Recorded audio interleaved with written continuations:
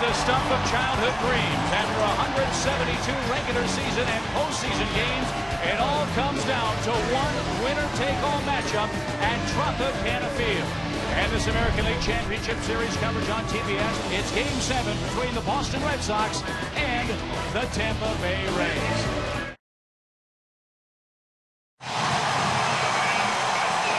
The Rays take the field to thunderous applause, and here's the Kia Motors starting lineup for the Boston Red Sox. Coco Crisp has had a very hot run, again leads off in center field. Dustin Pedroia, the second baseman, will hit second. David Ortiz appears to be back. He's the DH. He'll hit third. Kevin Youkilis, making a bid to be MVP of this series for the Red Sox, is the cleanup man. J.D. Drew in right field will bat fifth. Jason Bay is in left, hitting sixth.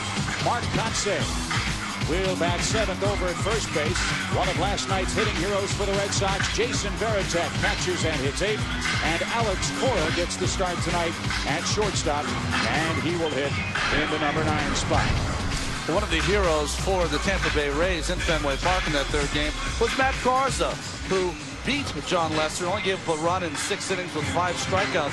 One of the keys for Garza, though, when he is on this year, 2 shutouts, 3 complete games, those shutouts, a 1-hit shutout and a 2-hit shutout. Shutdown games, he has those games where he can go completely, manage his emotions. He sometimes can get hot out there in the mound and careful early. The Red Sox like to in these Game 7s, bury you early. He's got to be better than that.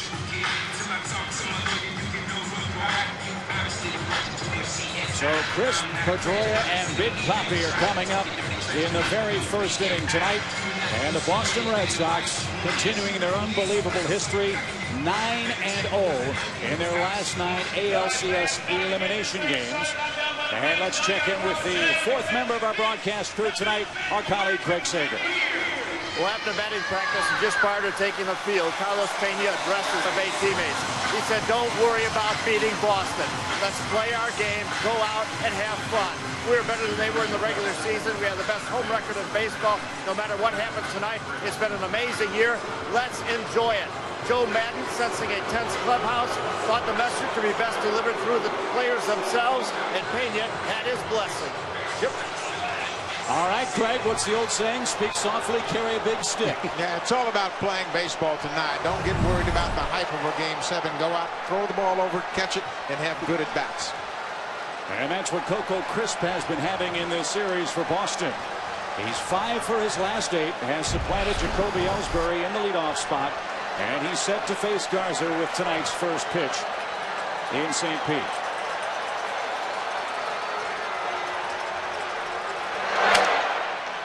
And a ball taken high, 1 ball, no strikes. One thing Boston knows about Matt Garza is he does not field his position well. He doesn't throw well to the bases, and that's why Crisp was showing bunt. He's committed 5 errors this season. Terry Francona is well aware of that. They're going to try to put the pressure on Garza to field his position.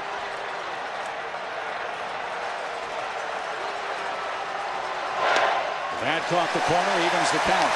I was watching Garza before the game. He had his iPod in, listening to his tunes. Well, now he's trying to tune out the crowd and get really into that strike zone as he has those earplugs in to try to tune out this real loud Tampa Bay crowd. He tried that in Chicago against the White Sox, and it didn't work. He gave up a free spot in the game and then pulled the earplugs out mid-inning. There's the bunt. Back to the mound. Garza's got it. Fires a fastball to get Crisp. Well, you can see the determination in that throw. He said, "You know what? I'll show you I can field my position." First opportunity, he throws a strike. Coco Crisp bunted for a base hit last night in his first at bat. This time right towards the mound. And watch how deliberate Garza is. And he throws a bullet to Pena first out of the game. The key for Garza is that the only way he can throw the bases is he almost winds up like he's throwing to home. If he has to make that crow hop and the little side slinger throw, no shot. So the leadoff man retired for the Red Sox. Here's Pedroia. Big swing at a 95-mile-an-hour fastball.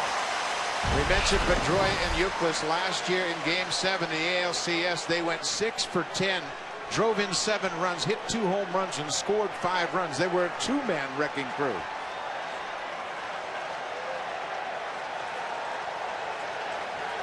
Pedroia talks so confidently before game 1 in Boston, with things looking so bleak for the Red Sox, saying I've got 12 or 13 at bats left against these guys before this series is over. His wish will come true tonight.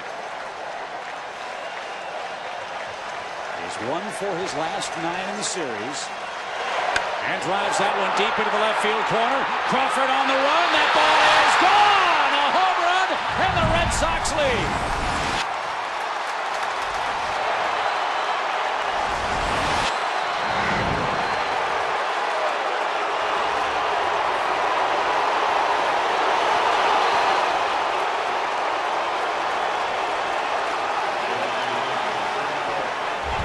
Interesting when your game plan is to shut down the littlest guy on the field, but that's what they have to do if they're going to win this game, and Dustin Pedroia gets the Red Sox off and running with a bullet into the seats. His 3rd home run of this ALCS, and Boston leads by a run in the 1st. Here's Big Papi. David Ortiz down to strike.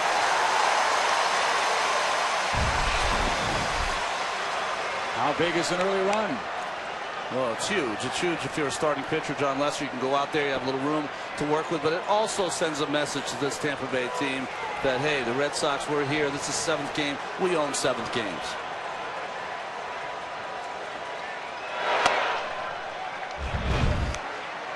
To me, it looked like he was trying to come inside, but it either was a changeup or he did not get a lot on that fastball inside as Pedroia was able to hook that down the line. And there's that dynamic duo, Pedroia and Youkilis, celebrating a 1st inning lead in game 7.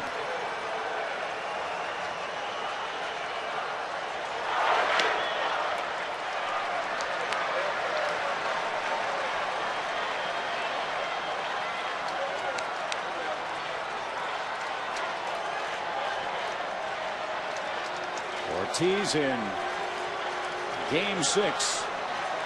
A double, an RBI single, and an intentional walk in 5 plate appearances. But what got him going, perhaps, was a triple in game 4 of the 7th inning. Ortiz, up to that at bat, had been 0 for 12 in this series. Since then, he's tripled, he's homered, and he's driven in 4 runs. Now, the home run, obviously, part of that 4-run 7th inning in game 5 to fuel the comeback. But Matt Garza, he is tough. Joe Madden knows that he's the type of guy that can overcome early problems.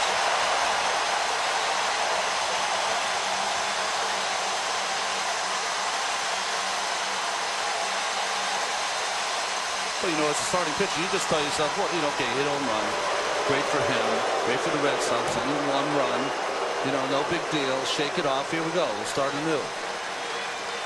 Can't let that, you know, that kind of stuff affect you.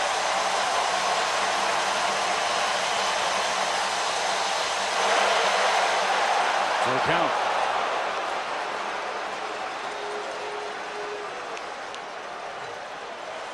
Boy, he is throwing so hard that it makes that defense very vulnerable. Anything on the outside part of the plate, it's hard for me to believe that Ortiz is going to be able to pull it.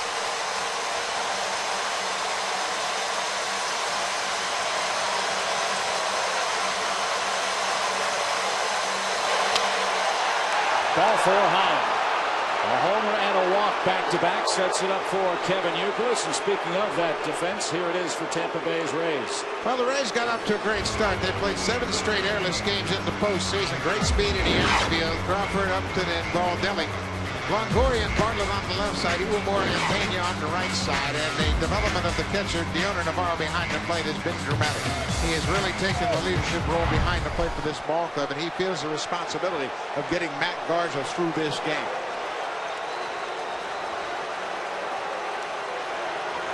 So Garza will go to the stretch for the first time with Kevin Youkilis up.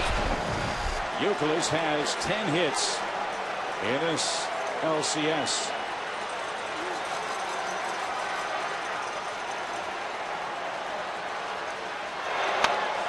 Hello, 1 ball, no strikes. That never hurts, even if it's unintentional. The comfort level has been talked about as far as the Rays hitters being comfortable the entire series, and right now Youkilis isn't sure where Garza's coming from with this pitch, but it certainly makes him a little uncomfortable at the plate.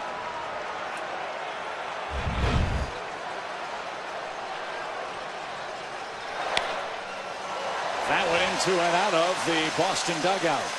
You don't think there's a little adrenaline in these dugouts right now? Youkilis hit that 96-mile-an-hour fastball into the Red Sox dugout. Youkilis just 1 for 15 against Garza, but throw that out the window. Think about how poorly he worked against James Shields. And Youkilis homered against him in the second inning of Game 6 last night. And another ball pulled foul. 1 ball, 2 strikes.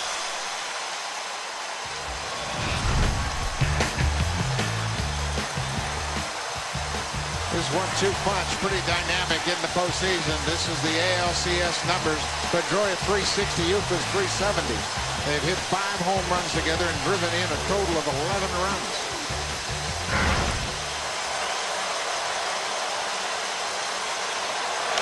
Fly ball, right field line. Baldelli on the run. Basket catch. Ortiz has to chug back to first. Oh, tough play in right for Baldelli with that ball slicing toward the line. Well, you've got 3 center fielders in the outfield here with Tampa Bay. They can cover a lot of ground. This ball was slicing away from Baldelli all the way off the bat of Youkilis. Watch the slice as Baldelli has to make the catch just inside the foul line on the warning track. Great stride, lots of coverage. He eats up a lot of ground with those long strides. So 2 around for J.D. Drew. Drew 6 for 21 in the series. Drew singled, walked, and doubled in Game 6. And 2 for 8 against Garza with a home run in his career. 1-0 Red Sox on a Pedroia 1-out homer. Very interesting to watch Garza work early, almost all primarily fastballs. He's trying to make sure that he rushes these Boston Red Sox hitters in to get them off the plate. Definitely game plan by Joe Madden and Jim Hickey.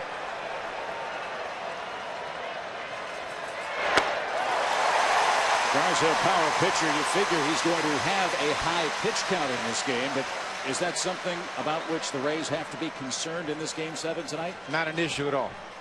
All bets are off right here. You go with him as long as he's effective, and you don't really concern yourself until you see signs of fatigue, and that's going to be a while before you see that with Garza. 1 ball, 1 strike. Ortiz not held at first with 2 out. And a breaking ball of beauty. Has Drew behind now, 1-2. You don't win this game, Chip, you got 150 days rest. Good breaking ball. First one of the night here for Garza.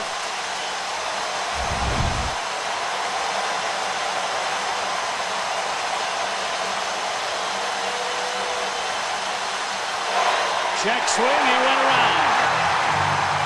Navarro will make the peg to first, and Garza allows the Pedroia homer, and that is all in the top half of the first inning. 1-0 Boston. John Lester to the mound.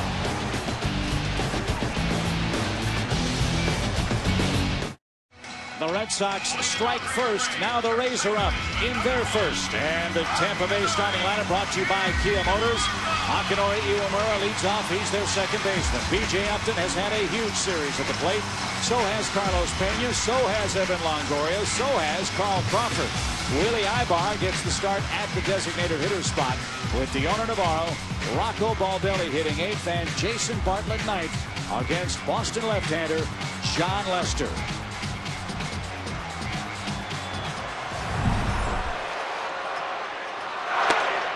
Lester pumps over a quick strike called 0-1.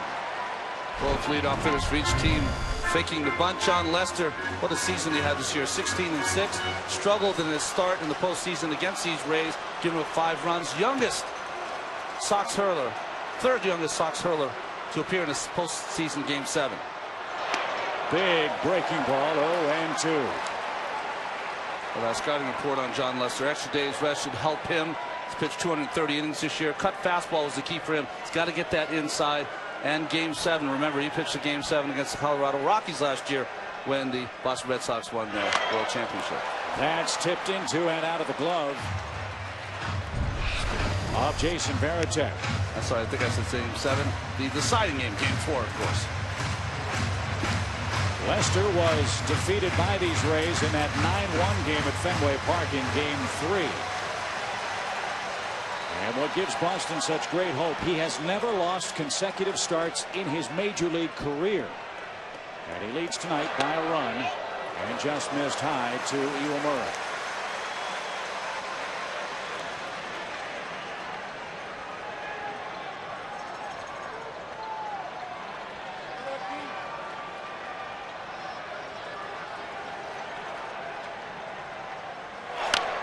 Again, fouled at the plate. It's going to be interesting to watch Jason Varitek as he tries to really figure out this Rays lineup. Last time he faced them in Fenway Park, they hit him and hit him hard because he didn't get the ball inside to right-handers.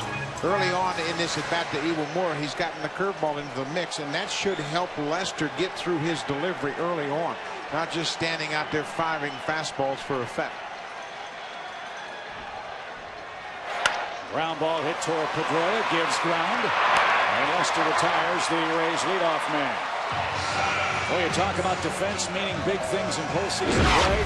How about Boston's defense in this 2008 playoff game? 9 straight airless games. Bay, Crisp, and Drew in the outfield. Youthlis has been remarkable at third base. Cora gets a start tonight at short. Pedroia and Kotze on the right side, and the Gold Glove captain behind the plate, Jason Varitek.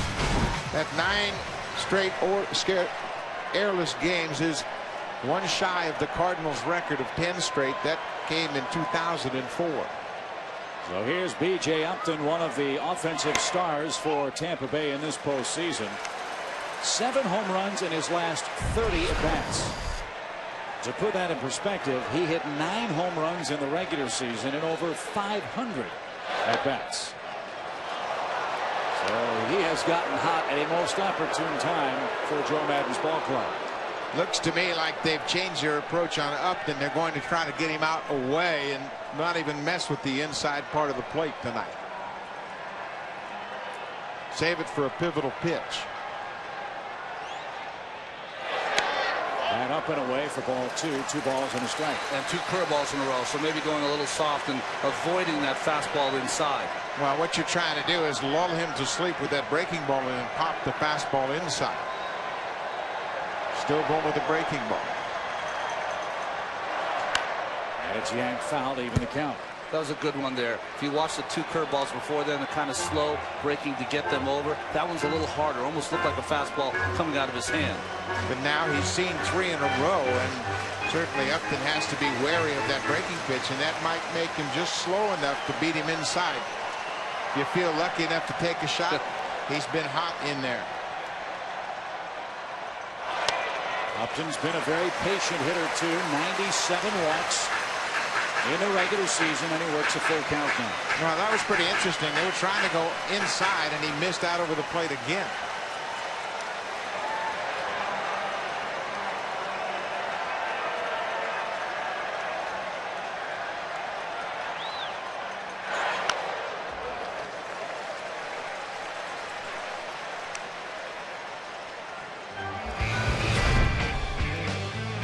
B.J. Upton chasing some history in this game 7 tonight. Barry Bonds in 2002 with 8, tied by Carlos Beltran in 04 for the Astros, and then Upton and Troy Glaus both with 7. Swing and a rocket hit to right. Drew retreats. Track. Wall. Just enough room.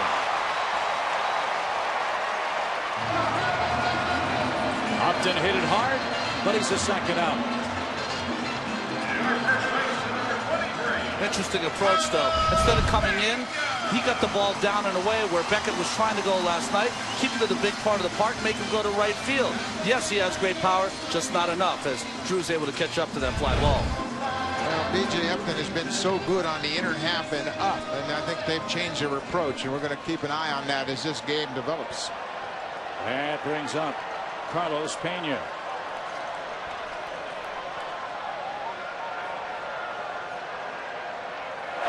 He had a home run cut, and Lester's a man that he has liked facing.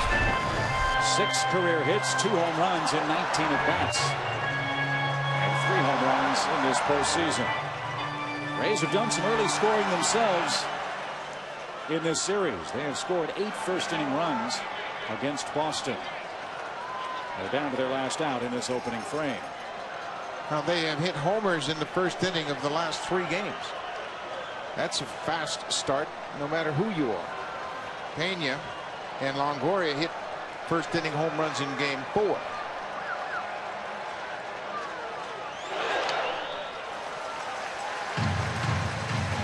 A little tougher innings for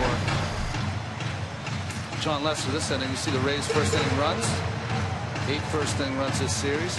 Second to the Yankees in '98. John Lester had a little more difficult time than the first start. Remember, only 4 pitches in that first start in Fenway Park, here up to 14.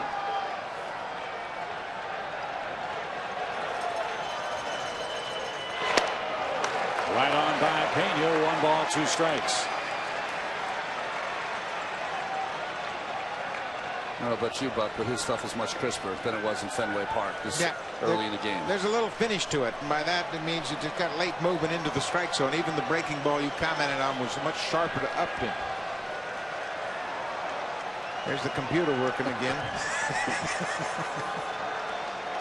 1 ball, 2 strikes. And Pena rolls it out of play to stay alive.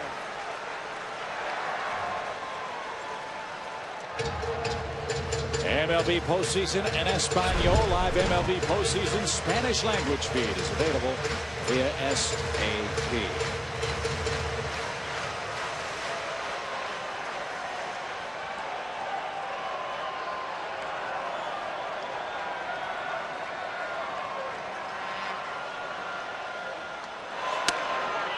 Missed with a breaking ball to even the count. One thing I like about the Rays approach in this first inning, even though they're down by a run, they're patient. They're having a pretty good look at John Lester. Carl Crawford behind the skipper, taking a good eye at the Red Sox left-hander just to get a sense for what he's featuring here in this first inning.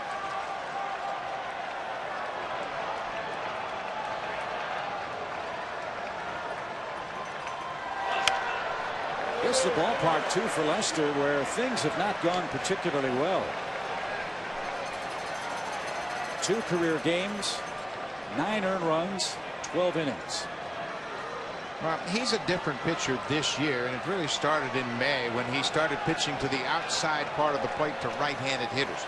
He's been a pitcher throughout his career that owns the inside part of the plate to right-handers, the outside corner to left-handers. He can throw a strike to that corner in his sleep.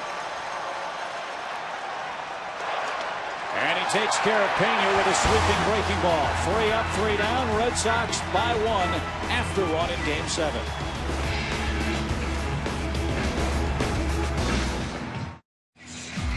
There's your score, 1-0 as we head to the top half of the second inning. A look at tonight's umpiring crew.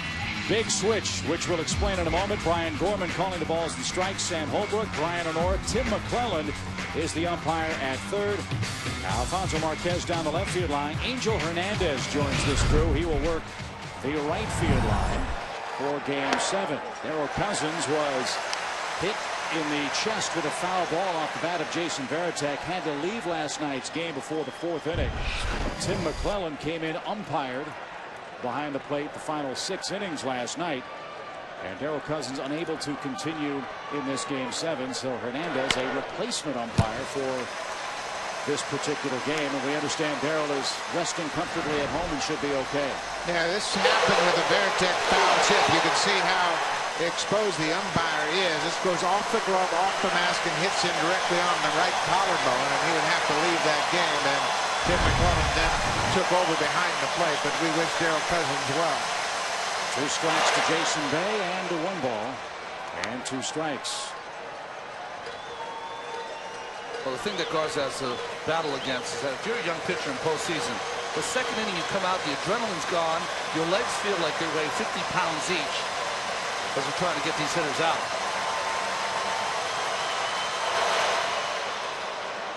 2-2 to Jason Bay. Boy, he has been a big RBI man this postseason for the Red Sox. And as this game progresses, should he come up in 2-out situations, that's where he's been very, very effective for Boston. They got a one-out run tonight. The Pedroia homer down the left field line to start tonight's scoring. Already taking the earplugs out.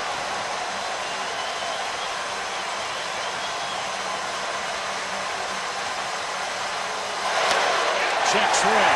Hayes retired. Second strikeout for Garza, one away. Well, he's one of these pitchers that up in the strike zone, his ball has lots of life. Ball on the outside part of the plate, and that ball takes off, beats Bay to the spot. And not many pitchers in the American League that can pitch with their fastball, but Garza's one of them. He's got two fastballs, that high four-seamer that rides well above the strike zone, and a very good moving fastball, a two-seam moving fastball that'll be 94 miles an hour. Mark Kotsay takes a strike. Kotsay's had a very solid ALCS defensively, and he's hit the ball hard numerous times. 7 hits. And he's trying to wear out that left center field gap in this series. And Upton has robbed him a couple of times. And that one up the middle. Bartlett behind the bat. Off balance throw.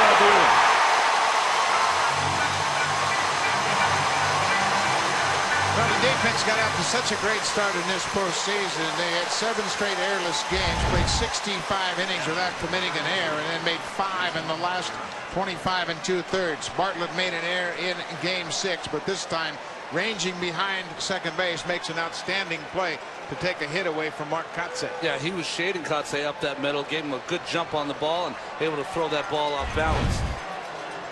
The one term that Terry Francona used after Game 5 in Boston was that Fenway Park came unglued. I think it's safe to say, guys, the Red Sox dugout came unglued after Varitek homered here in Game 6 last night.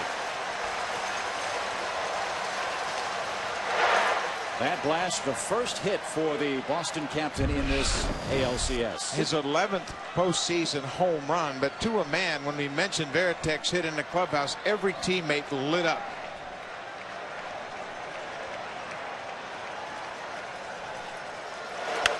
And a high pop fly foul is out of play. Well, James Shields with the 2-0 pitch challenges Varitek, who hadn't a hit, and this big home run to right center field to put the Boston Red Sox ahead by 1 run. The one thing you talked about them lighting up, they know how much struggles he was going through, and they knew he wasn't hitting, but they know how much he gives to the team defensively and how much it pains him not to be an offensive threat. 1 ball, 1 strike. But Varitek also said, I can go 0 for 2,000 yet impact the game with every pitch that's thrown when I'm behind the plate. Yeah, there are 2 positions on the field that you can have a positive impact without hitting: catcher and shortstop.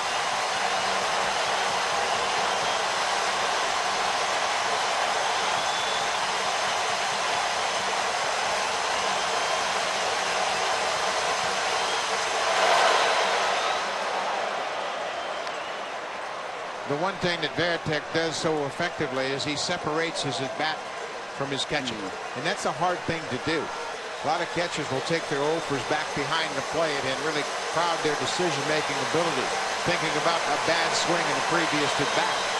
Varitek never allows that to creep into his mindset.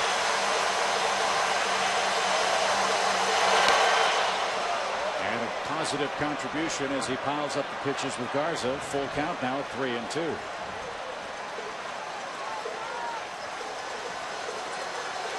Alex Cora, the shortstop, would hit next. There are 2 outs, 1-0 Red Sox.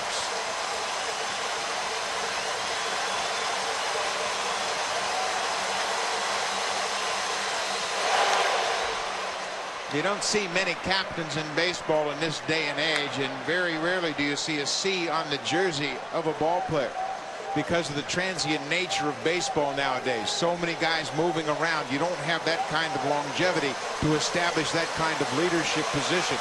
Varitek has earned it and has been the leader of this team since he's gotten here.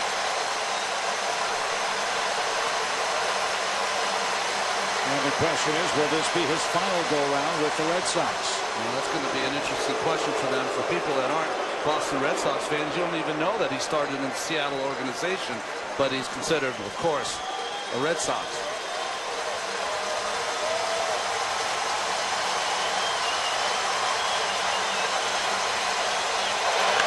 Well, if you want to cut off an interview with Jason Varitek, all you have to do is ask him about his impending free agency. He will end the conversation right there. He won't even acknowledge it. He'll walk away. He's not concerned about what happens after the postseason. He wants another ring on his finger. So his free agency has nothing to do with what they're trying to do here in postseason. How nice is that perspective in this day and age of professional sports? Refreshing. And another 3-2 fouled down the left field line and into the seats. A terrific at bat continues for Jason Varitek. Not so much about hitting and playing baseball is about your mental state, and certainly one hit can get things turned around. We saw that with Evan Longoria in the first inning of Game 2. We saw it with David Ortiz in the 7th inning of Game 5. And maybe we're seeing it with Varitek now with his first hit, that go-ahead home run.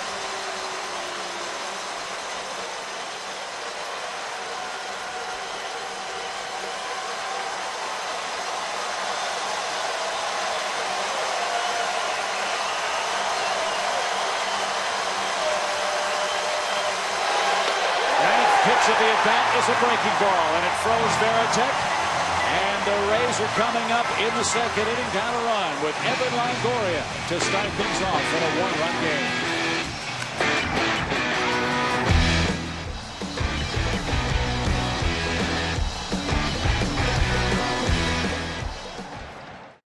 It's 1-0 Boston. Home half of the 2nd inning, and you can get exclusive camera angles, behind-the-scenes info, and more online with TBS Hot Corner. Check it out now at MLB.com/TBS Hot Corner. Evan Longoria leads things off for the Tampa Bay Rays. He's 6 for 24 in this ALCS and has done most of his damage early, Ron, as you pointed out last night. Yeah, in his first couple at bats, you really have to bear down against Evan. Well, I can see a distinctive change in the approach they're pitching to Upton and Longoria. Trying to get strikes to the outside corner with off-speed pitches. Varitek, you can bet, has had a conversation with the pitcher, the pitching coach, and the catching coach, Gary Tuck.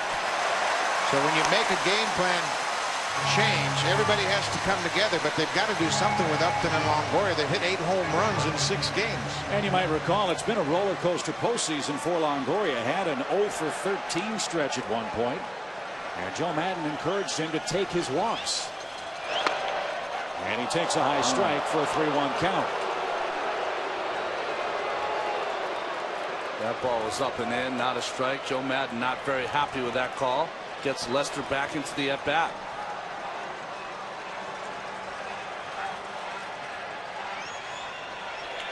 Ground ball to short. Cora gives ground. Long throw. Gets Longoria for the first out. 4 up, 4 down for Lester.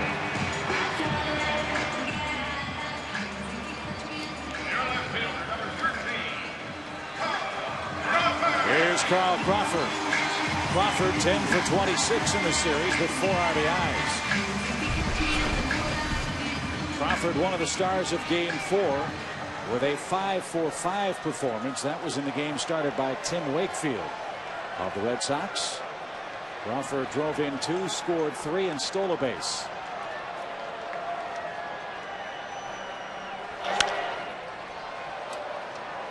He's 1 for 8 since that 5-hit outburst.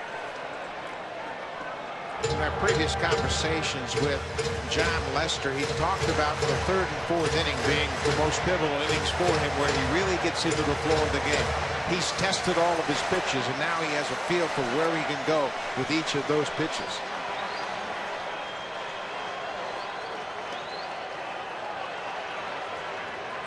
He really works like that a lot. A lot of times you will go through where you know you have a curveball you can use to get over for a strike, or you can use it to get a strikeout. He's also been effective, guys, in limiting damage early in innings. He's retired the leadoff man in 18 of the 22 innings he has pitched so far in this postseason. Now, the running game is such an important part of the Rays' attack, the home runs of this series notwithstanding. And he gets Crawford to chase. Second strikeout. He's retired 5 in a row to start the game. Well, breaking ball away, cutter away. What's he come back with? Fastball up and in. Well, up and away it ended up being. No chance for Crawford to catch up with that. Who's more of a low ball hitter. Jason Varitek loves to use the high fastball to finish at bats with his starters and especially with Jonathan Papelbon.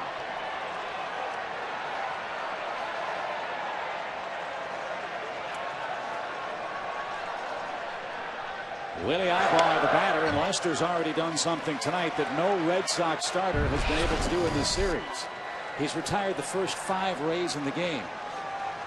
And if he's a man that settles in 3 and 4 in these innings tonight, it might be a very good night for Lester and Boston.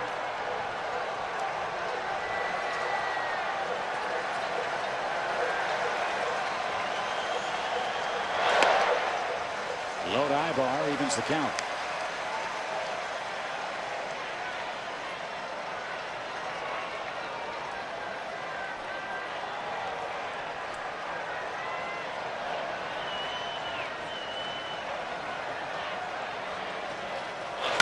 Off his thumbs and hit to Euclid at third.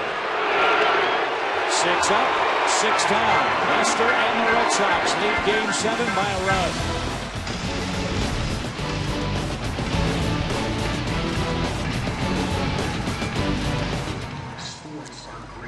Yeah, it's real early, but he's got that kind of you-know-what. 3rd inning already in Game 7, and Alex Cora starts things off against Matt Garza.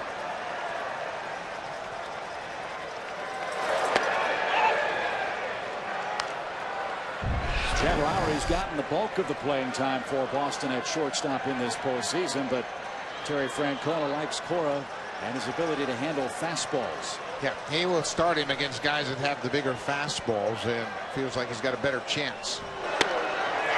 Plus his experience, he's not going to get rattled in a game like this, and he is a manager on the field, if you will.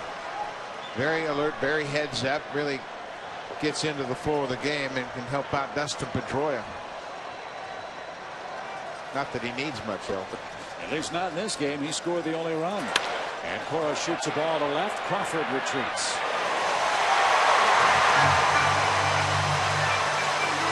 So 6 in a row after the homer and the walk have been retired by Matt Garza. And now back to the top of the Boston order, and Coco Crisp trying to punt his first time up.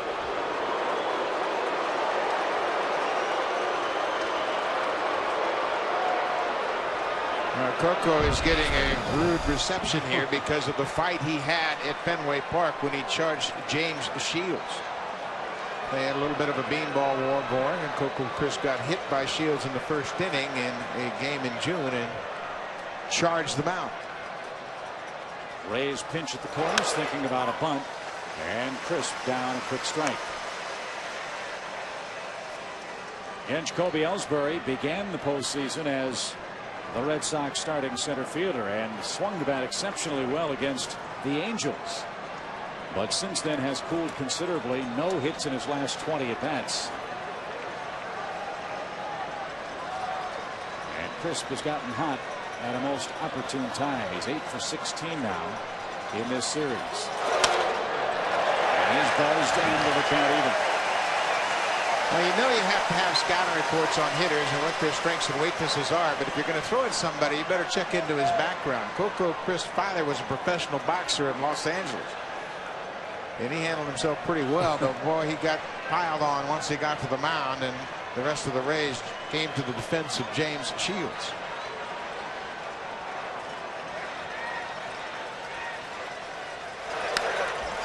And that's fouled straight back. Here is the center field comparison for the Red Sox. Quite a dramatic turnaround this year to last year. Coco Crisp was the starter last year at the beginning of the postseason. Ellsbury got hot. They flip-flopped. And the opposite has happened this year. Coco Crisp having a great postseason this season, and Ellsbury has struggled.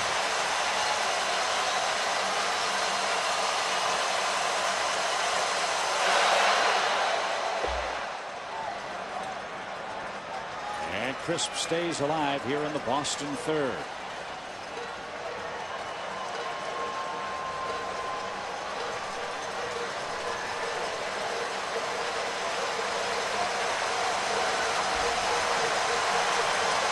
Coco played 118 games this year for the Red Sox. Hit .283, 7 home runs, and stole 20 bases. And like so many of his Boston offensive mates, they really work the pitch count. Well, and he's really swinging the bat well right now. You can see how confident he is and how quiet he is at the plate. He had a great at bat against Dan Wheeler in Game 5. Fouled off several pitches before he drove in the tying run in the bottom of the 8th inning. But he is very quiet, very confident. He's tracking the ball very well right now.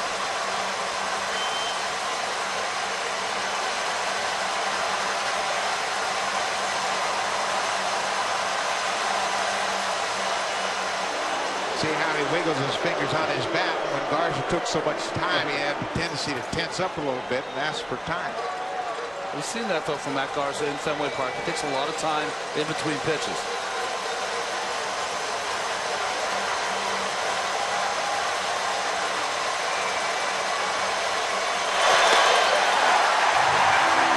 Two down.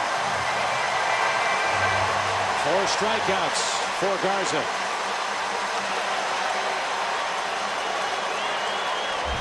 Well, he's got it all working. This is his good curveball straight over the top. Hard, down and in to Coco Crisp. So the base is clear for Caballito, the little horse, Dustin Pedroia, who galloped around the bases with a solo home run in his first at bat of the night.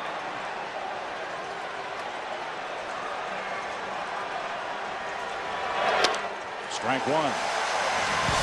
Another high fastball, and Pedroia can hit anybody's fastball. I don't care where it is or how hard it is, and that's up around his neck, and he jumps on top of it. He hit 2 here in Game 2, and he is just a guy that believes he can hit anybody, and you can't tell him otherwise. 5'9", 180 pounds. And that latter number might be optimistic. Now, here's a guy to give you an idea how beautiful baseball is. Dustin Pedroia was not drafted out of high school. 30 teams didn't think he could play in the major leagues at that point, and he might win an MVP award this year. 326 average, 213 hits, and scored 118 times for Boston.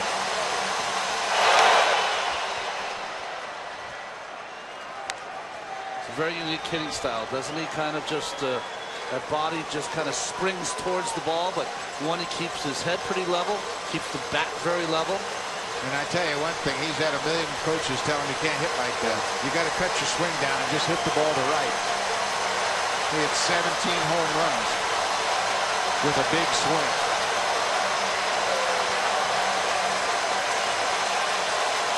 And he loves hitting against the top 10 pitchers in baseball. Again, the American League top 10 in wins, he's hit .333. Top 10 in ERA, .310.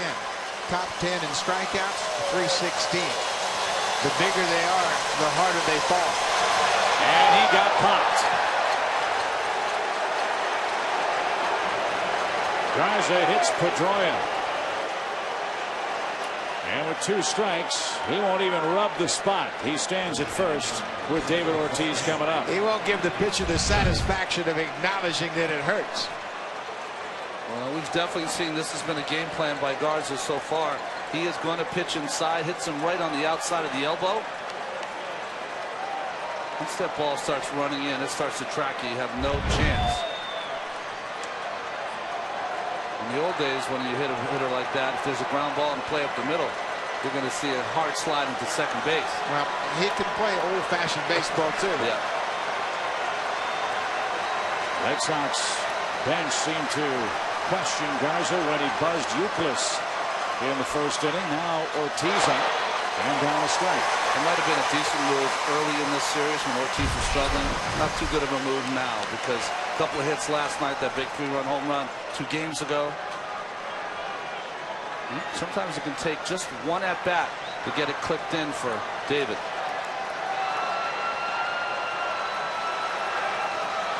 Iwamura playing in short right with the shift on. Longoria up the middle as the Rays third baseman. And Ortiz looks high as we've reached the 9 o'clock hour here in the East. It's Game 7 of the American League Championship Series. Buck Martinez, Ron Darling, Craig Sager, Chip Carey with you from St. Petersburg, Florida, where Dustin Pedroia, first inning homer, has the Red Sox leading this game.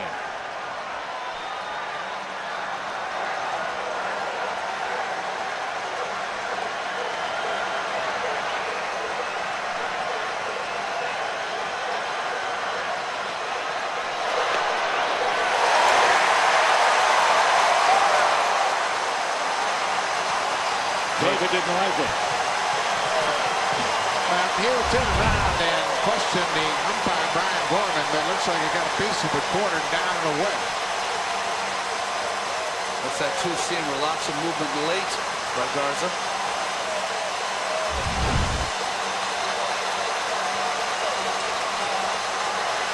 Earlier in this series, Terry Francona said of Ortiz he was caught in the middle at the plate.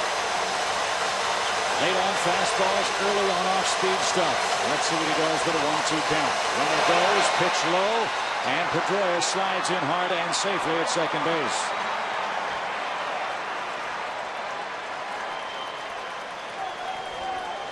Well, Navarro's a very good thrower, but he couldn't come up with the baseball. And take a look at the defense here. Longoria is going to third base. The shortstop will cover the bag on that unusual coverage because they're playing the shift. So when you have a base stealer running with Ortiz at the plate, you send the shortstop from that right side of second to cover the bag, and the third baseman who's behind second has to head to third to protect against Pedroia going from second to third. Only problem you have there is that you leave that whole right side open for David Ortiz on a breaking ball down and in, but really the only play you can make. Well, with 2 strikes, 2 outs, you just as soon try to throw him out and get out of the inning.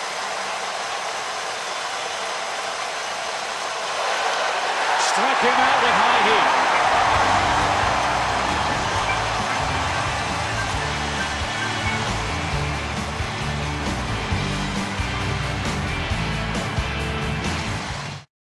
We head to the bottom of the 3rd inning.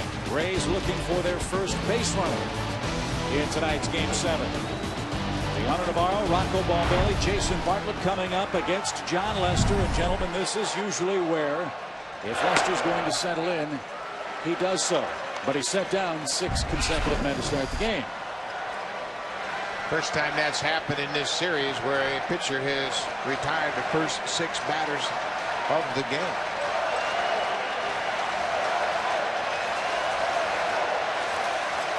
Navarro 4 for 23 in the series. And the Rays wondering where their offense is going since blowing that 7-0 lead at Fenway Park.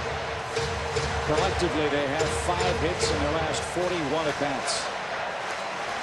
Well, since that 7th inning of Game 5, they've been outscored 12-2.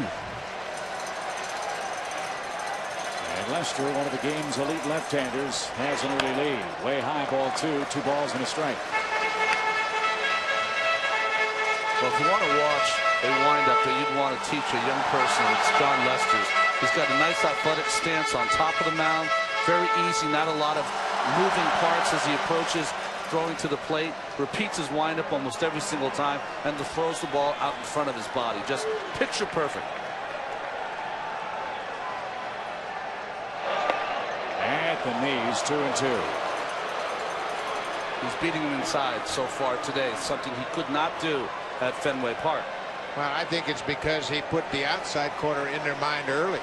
And then they've kind of shifted gears on him. And now if he goes in there occasionally, it can be effective. Coming in there again. And it's popped up. Back behind the plate. Veritek near the screen has run out of room. Jason Veritek is the one that encouraged John Lester to throw to the outer half of the plate. To the arm side of the plate where he can command the ball to the outer half. He's always been good inside with a cut fastball and a 4-seamer. But Veritek said if you're going to take it to the next level, you have to put both sides of the plate in the hitter's mind. That's when you become the most difficult to hit.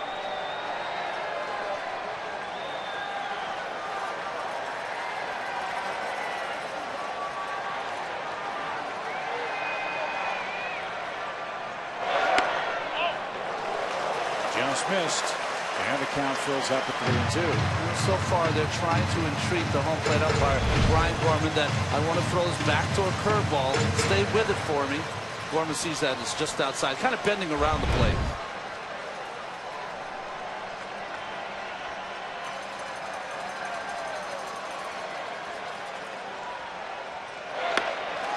Seven up, 7 down. Third strikeout for Lester. He's in that mindset now where he can do just about anything he wants to. Yeah, he's got both sides of the plate. Everything's thrown for strikes. And I think, I don't know if you've seen this, Buck, or you, Chip. It seems like when the hitters, since that 5th game for the Tampa Bay team, their swings have gotten a little big over the last couple of games. Almost like they're trying to do a little too much. Put the ball in play and try to get some consecutive hits, although very difficult against a tough Lester.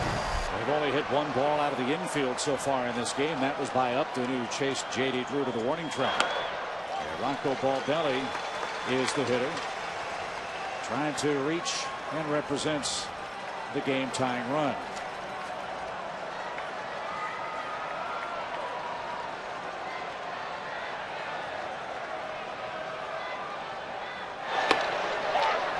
That's called a strike. One of the more inspirational stories in baseball. You can talk about Josh Hamilton, certainly with the Texas Rangers.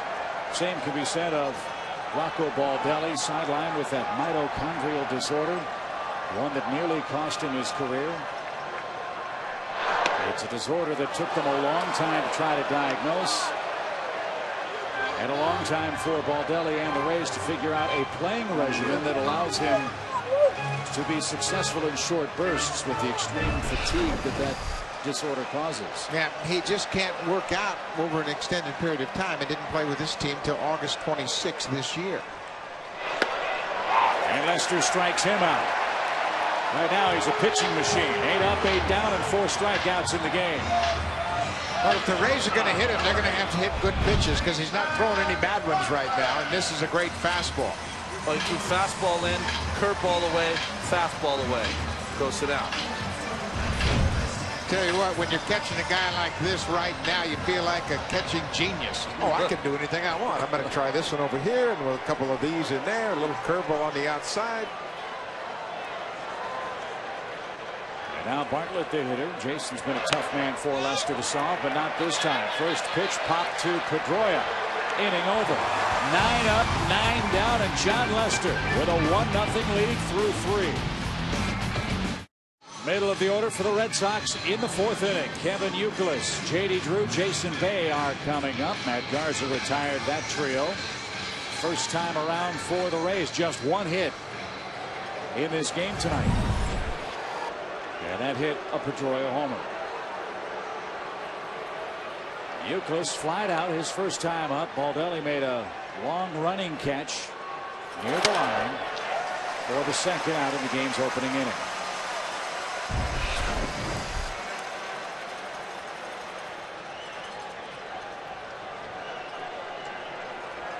Youkilis carries a 3-game hit streak in this series into tonight's Game 7. And his success continues in the American League Championship Series. Now Garza and Navarro bringing the breaking ball into the mix.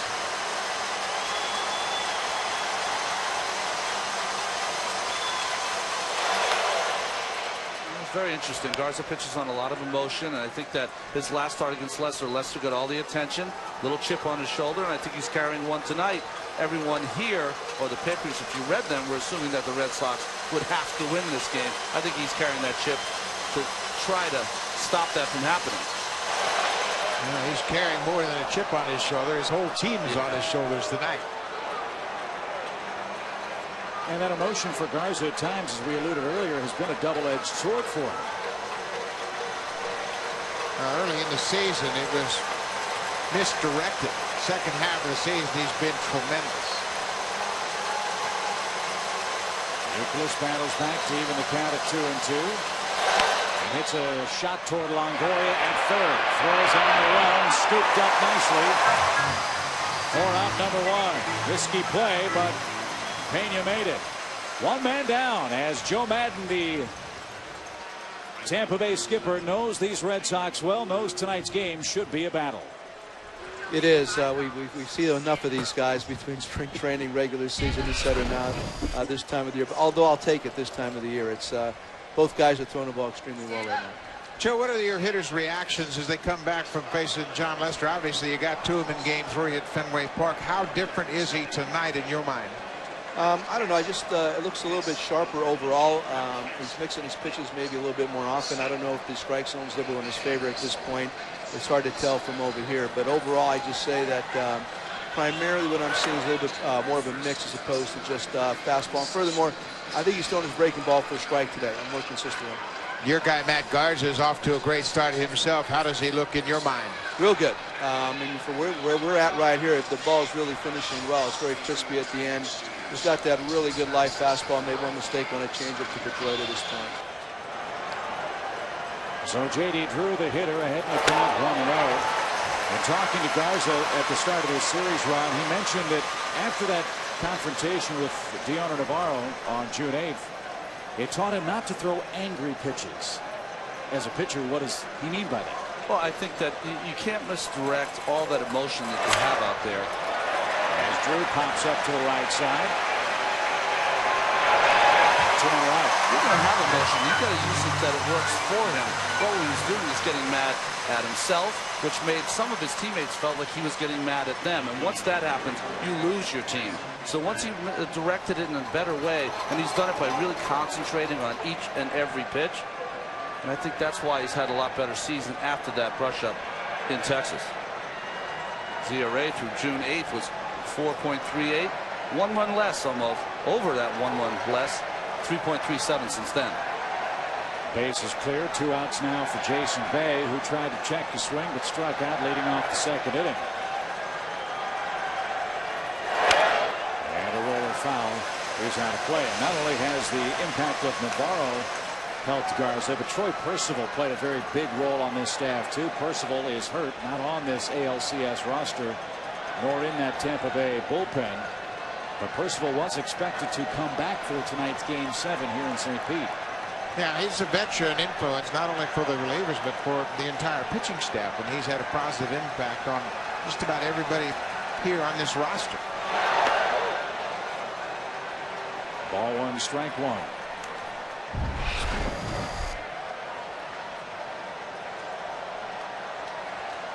Percival saved 28 games in 50 appearances for the Rays this year. But had some back and hamstring and knee problems that did not allow him to pitch in this series, but he could be active for the World Series if the Rays can win tonight.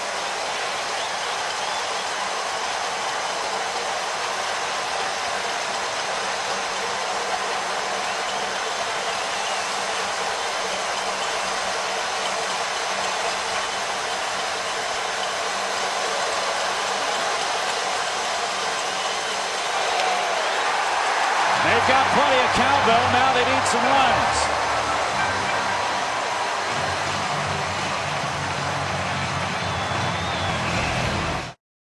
You can catch all the action of the 2008 World Series starting October 22nd at 8 o'clock Eastern on Fox.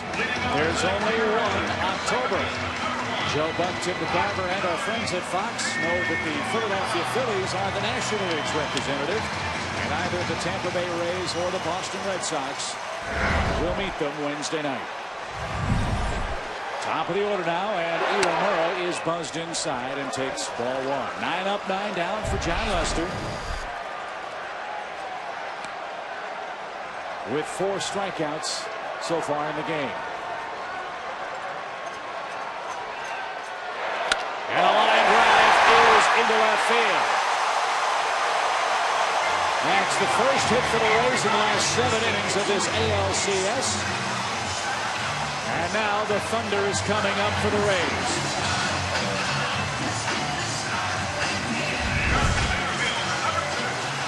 Fastball away, and he stays on it, not quite down enough to really make a good pitch to Iwamura. Trying to keep the ball away from him. They pitch him very well when they get the ball away, but that ball had too much of a plate.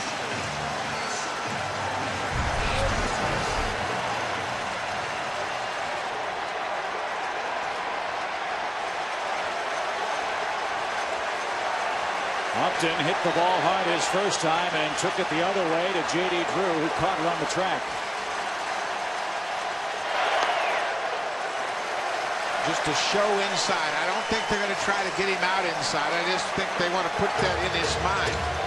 We saw early in this game, breaking balls to the back door, sinking fastballs away. Outfield very deep all around for Upton.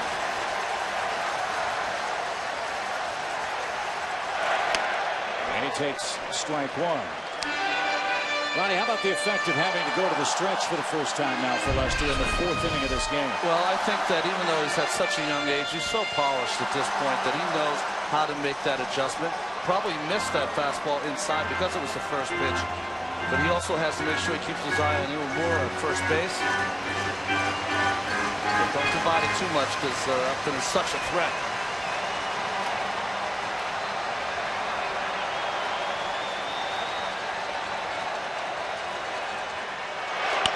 Yank foul and out of play, 1-2. Now, Joe Madden told us before the game his team is not a very good hit-and-run ball club because the hitters change their style too much at the plate. He would rather having them free swinging. If he chooses to, he will start the runner, but he won't ask the hitters to hit and run. Run and hit is the way he described it. He said it is a subtle difference, and that's how Navarro was thrown out in Game 6 trying to steal last night. Short lead at first, and Upton boots one foul and out of play down the first base side. That pitch was in, but it was down. The pitches that Upton has hit out of the ballpark have been in and up above the belt. But I've been really impressed, and that's why he walked 97 times. His ability to foul off those really tough pitchers' pitches. That one right on the inside corner. Upton, the 2nd overall pick in the 2002 draft by these Tampa Bay Rays.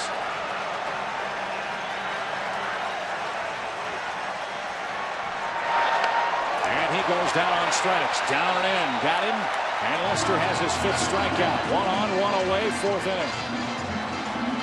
Well, he's got that good cutter today. Watch it inside. Starts in the middle of the plate. Almost like a little slider. Down and in, just under the bat of Upton.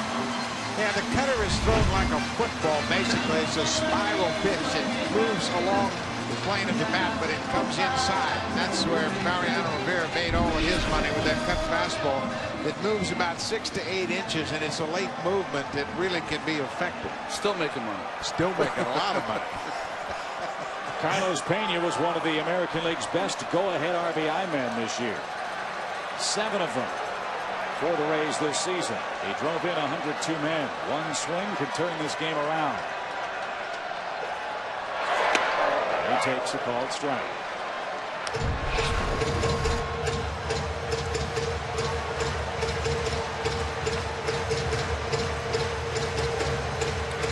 Pena's been a real leader of this team.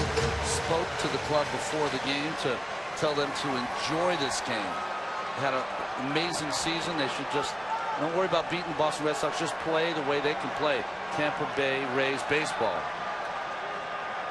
And he's done it all season long. 18 of his 31 home runs this year tied the game or put them ahead.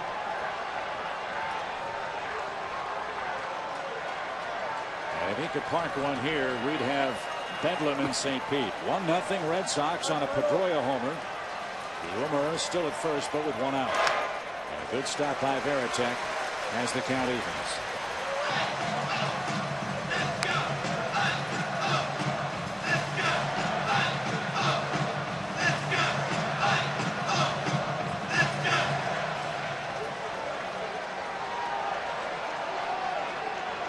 Lots of defensive options here. Euchers is at shortstop playing the shift.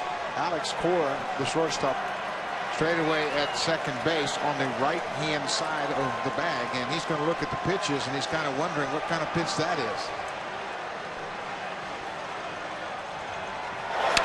Little number hit to the right side. Pedroia stumbles, throws to second, and got his man for the second out. Well, you can't teach that play. That's pure instincts right there because he had enough time in his mind to get the lead runner. What a heads-up play. He can see the base runner right in front of him and pivots to that backside, throws a strike to Euclid, who was covering. Good job by Euclid, giving him a nice target on that outside part. Good job by Imura, who's sliding on the outside part, trying to be in the middle of that throw. It's all about your preparation before the pitch is thrown, thinking if I get a ball in the base path, I can get even more because I can tell where he is. He's right in front of me. 0 errors for the Red Sox in nearly 96 innings of late in this postseason. Here's Longoria. Runner at first now, Pena, but with 2 outs.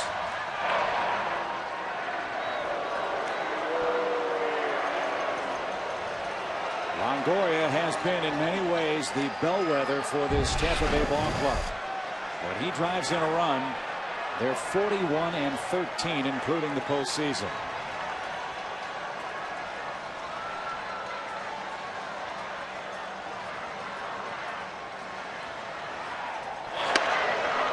And he takes a strike. It's 0-1.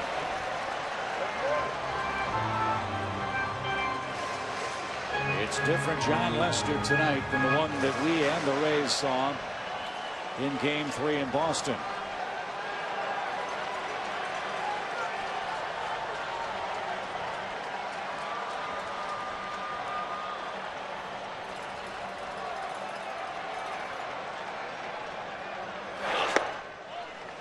Both B.J. Upton and Evan Longoria homered in the 3rd inning of Game 3 against Lester. It was the second at bat for Longoria against Lester. He had walked in the 2nd inning, so he had a pretty good feel what Lester was featuring. And that particular night, John Lester couldn't get the ball inside.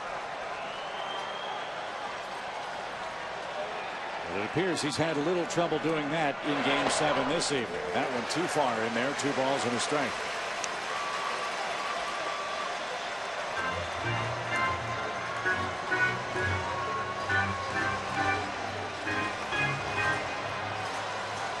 Little different tension level in a Game 7, huh?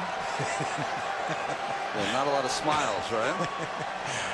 Especially with a slim 1-0 lead. 2 balls and a strike. Short lead. Pena at first.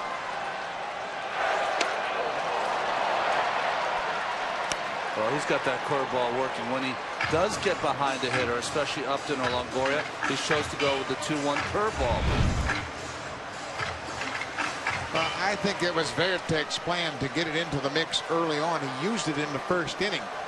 So he knew that he might have to do something different with Lester tonight after the Rays hit him so hard in Game 3. Deuce is wild. 2-2. Line down the right field line. Will it stay fair? It will. Pena around second. On his way to 3rd. They're going to wave it. Here comes the relay from Pedroia. Up the line and not in time. We're tied.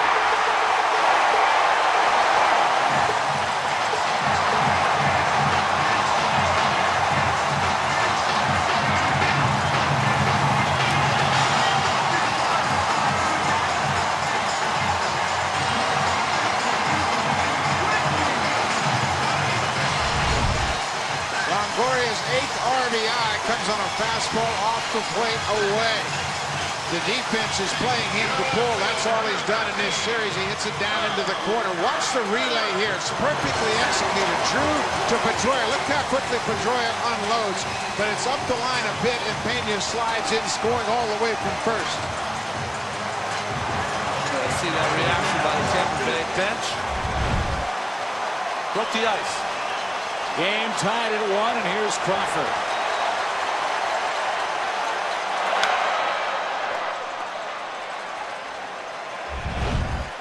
Here's Pena's slide, and Vertek had to go up the line ever so slightly, and you can't catch up to a base runner that's sliding past you.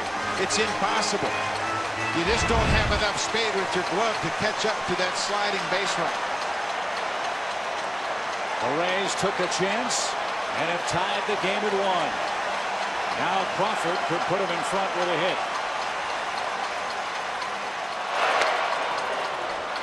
But he's down. No balls, 2 strikes.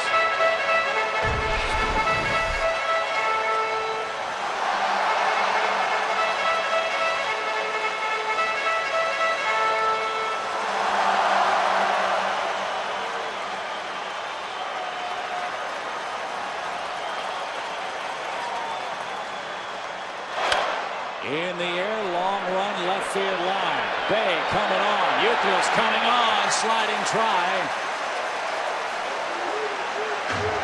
And it's out of play foul. If he can see it, he thinks he can catch it.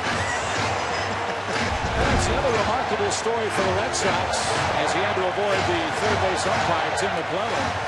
You lose Mike Lowell. Euclid goes from first to third and has played beautiful defensive baseball.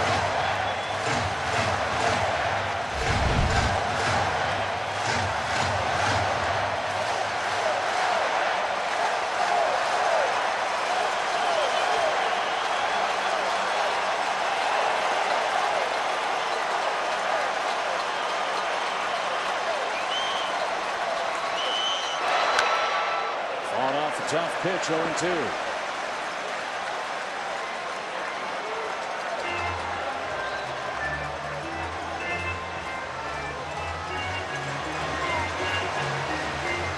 Lester's a tough opponent for Carl Crawford, given his command of that breaking ball. But Crawford's done a great job in this postseason, hitting with runners in scoring position.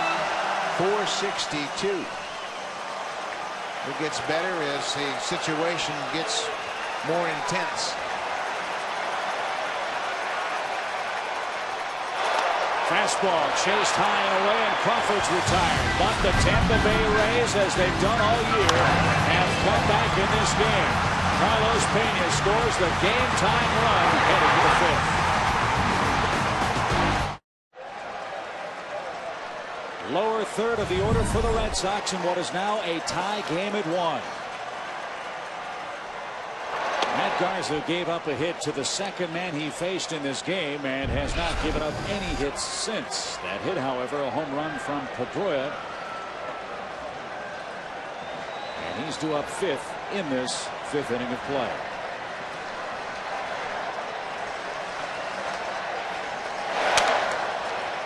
He needs to take note of where he is in the Red Sox lineup. After your team ties up the game, take a look around, see where you're at. You're in the bottom third of the order. You need to have a quick inning right now and get your guys back up to the plate.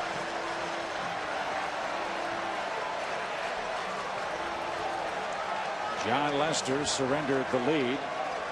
Now he hopes the lower third can give it right back. And Kontze late, 2 balls and a strike. Whenever the Rays have been able to elevate fastballs to Kontze, they've handled him very effectively. Anything down in the zone, he's been right on.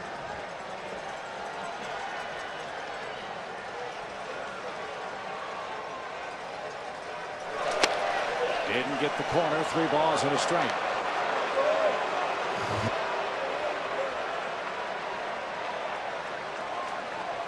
Good ball to strike ratio, 45 balls. Strikes, 25 balls. And as we mentioned, a power pitcher, lots of strikeouts, lots of pitches. 3-1 count. High pop fly. Iwamura at second.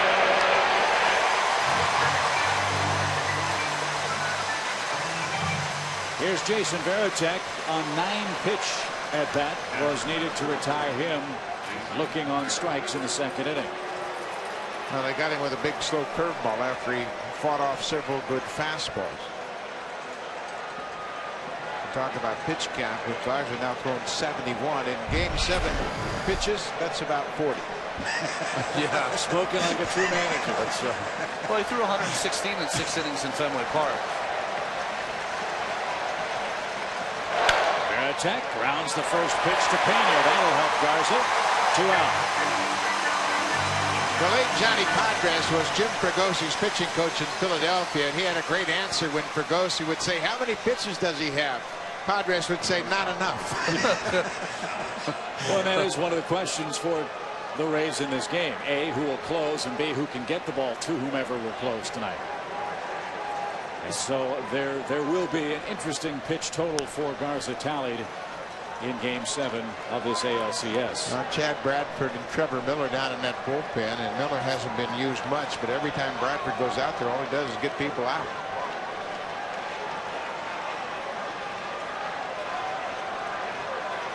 Here's Cora. He flied to left. And takes a strike. I think for Joe Madden, it's going to be more of the old-fashioned kind of managing where you are watching your pitcher, and the pitch count does mean something, but if Garza's still throwing you good stuff, you're going to want to leave him out there. There's not a manager in baseball who will tell you that hitters will tell you exactly how tired the pitcher is. He's got it working now. 0-2.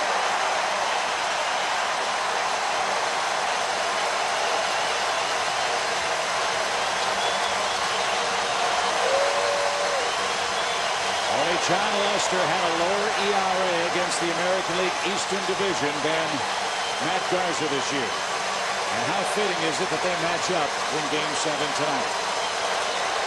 Inning over. 3 up, 3 down, 7 strikeouts, and an easy inning. Momentum in the Rays dugout, and Ibar, Navarro, Baldelli coming up in a tie game. On TBS. Takes a call. Strike. Mentioned, gentlemen, the inspirational stories of Rocco Baldelli, Josh Hamilton. Got to put John Lester in that category too for this Boston Red Sox team.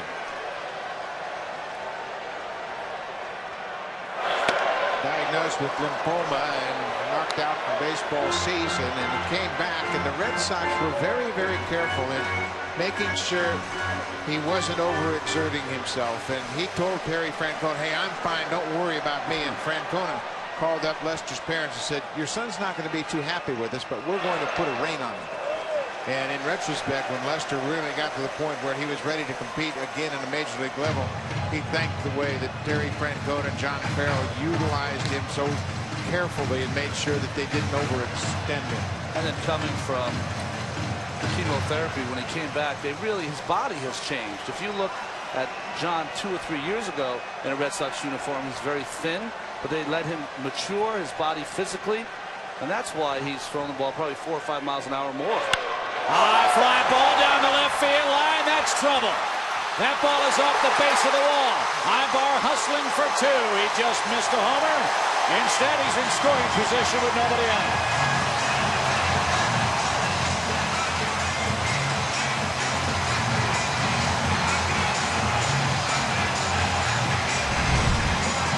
Curveball down and in. Not a great swing here by Ibar, but he gets and hits the ball out in front of the plate. Just hooking it down that left field line to the shortest part of the park. It's amazing he was able to keep this ball fair, because generally when you hook a ball with one hand, it goes into foul territory, but nothing like a leadoff double to start the 5th inning. Remember, Ibar had 5 RBIs in Game 4. Pretty good opportunity against Lester for Navarro to push a bunt up the first base line right now.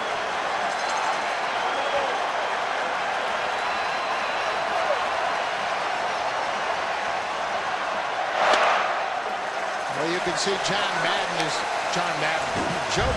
thinking about this matchup here with Navarro. He's been a clutch hitter for them all year long. And the on-deck batter is Rocco Baldelli, who has not had any luck at all against John Lester. So you give Navarro the freedom to swing away here.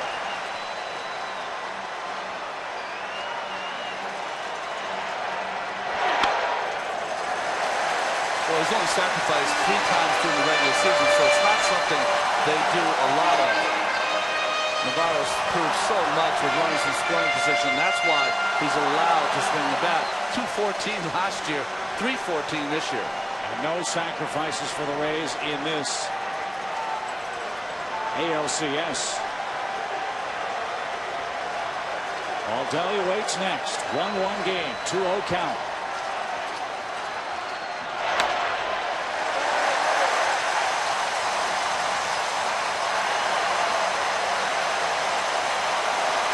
Well, that bench for the Rays that was very quiet last night. Top step of the dugout.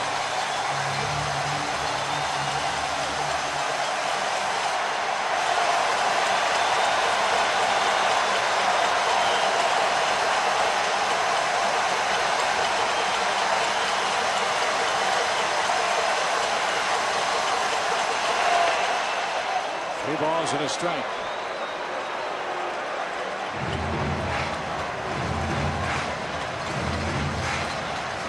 Navarro, a natural right right-hand hitter.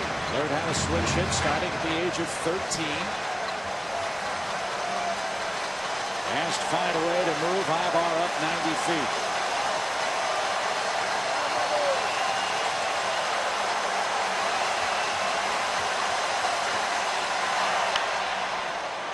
Full count. Well, now with 2 strikes, he really has to focus on a productive out. Thinking to the right side against Lester. It's tough to deal when Lester pitches you inside so hard. But with the defense relatively straight away on the infield. Right now you want to make sure at a minimum you advance Ibar from second to third.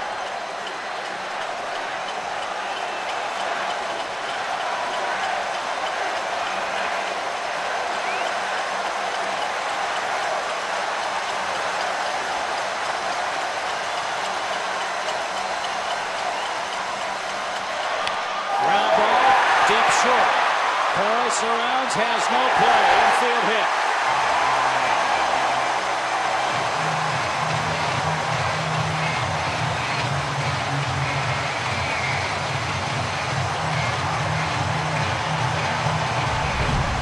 Oh, nice job by Navarro. Keep staying in this at bat, fighting in this at bat. Cora was shading up the middle. Keep the runner close to second, and a nice veteran play there. Knew he could not get Navarro first. Put it in your back pocket so you don't have an errant throw. Well, Willie Ibar went right back to the batter, knowing he had no chance to move up. Take a look at the ground ball in front of you. If he throws it, it's another story, but he stays right there at second base. First and second, nobody out for the Rays.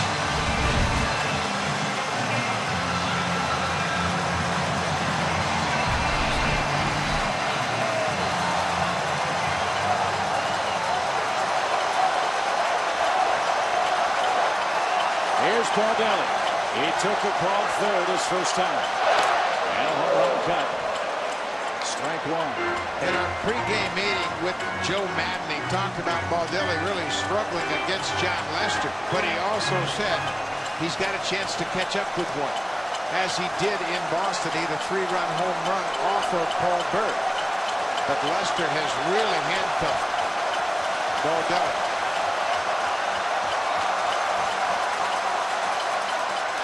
Swing and a towering fly ball down the left field line.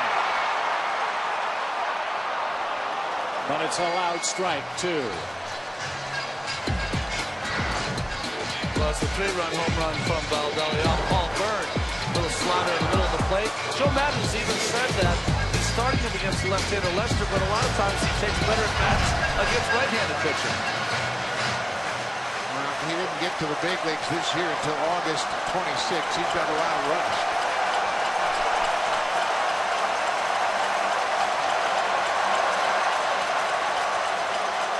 The pitch that has caused Baldelli so many problems against Lester has been the breaking ball down and in.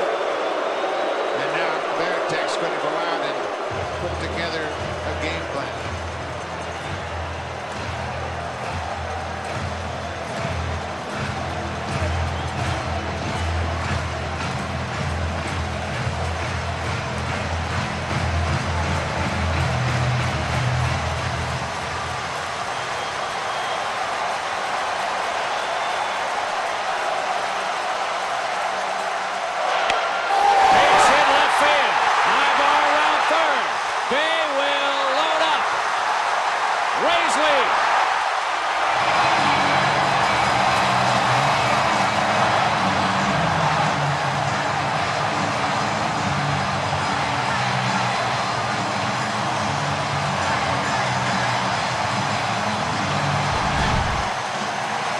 Baldelli delivers an RBI base hit to left field. Willie Ibar, the baseman, I thought he was going to stop at third base, but Tom Foley says, "What are you doing here? Go home." Hesitation at third base by Ibar right there. Kind of slows up, and then Foley gave him the go-ahead, and he scores the go-ahead run. Well, Tom Foley, the third base coach, knew what he was doing. The outfield's been playing so deep that he knew to send Ibar. Look at Joe Madden say, "Why are you stopping?" Here we go. What a moment for Rocco Baldelli. And how big are 2-out hits in the postseason?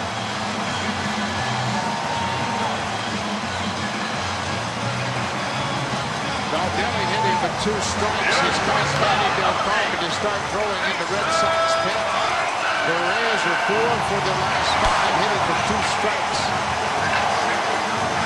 A 2-out hit in the 4th inning tied the game. Now 3 straight hits in the 5th, and Bartlett's up with 2 on, still nobody out. And no sign of a bunt. Now, you don't bunt in this situation because Bartlett's so good against left-handed pitching. And they've got a left-handed batter on deck in Iwamura. So Joe Madden is saying, you know what, Jason, I got a lot of confidence in your ability, especially inside. He's very quick inside, and he's a good hitter to face John Lester in this situation. And it's not part of Joe Madden and Tampa Bay's game plan. Only 23 sack bunts. That was last in the American League.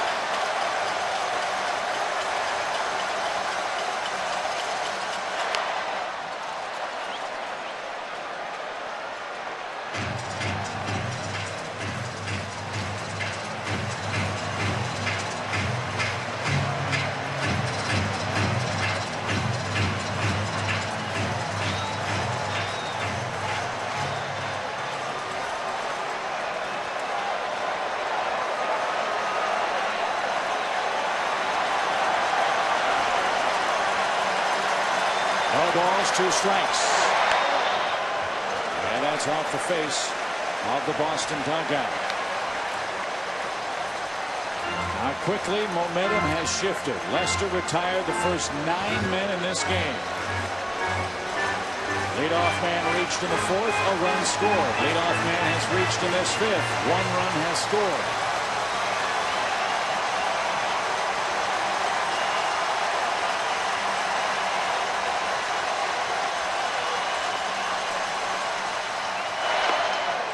The 80th pitch of the night strikes out Bartlett for the first out of this 5th inning. Well, like Rocco Baldelli, who he had an 0-2, he didn't make a good enough pitch. This one down out of the strike zone. When you have a hitter who loves the ball in, you can throw it down and then it'll entice them to swing over the top. Because that's where he's looking. That's where he wants to hit. And if you entice him to start chasing that cutter, he'll swing over the top of it because he thinks it's that fastball. Iwamura recorded the first Rays hit of this game.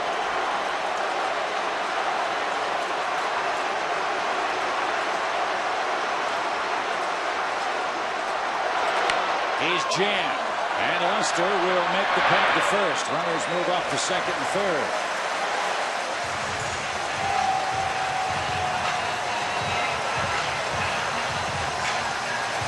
This is where this lineup is very, very difficult for Terry Francona. He's studying the matchups. Joe Madden has his lineup perfectly situated. Lefty, righty, power. There's a lot of balance here with the base open. You wonder if Francona will put Upton on. He's been so good against Boston. You got a base open, put him on, but then again, Pena has good numbers against Lester. It's really a rock and a hard place here. And if you don't walk it, it's Francona trusting Lester's stuff over Upton's abilities. They've got a lot of confidence in Lester to make a big pitch here. He's back to the windup with 2 outs. And a drive down the left field line, but well fouled.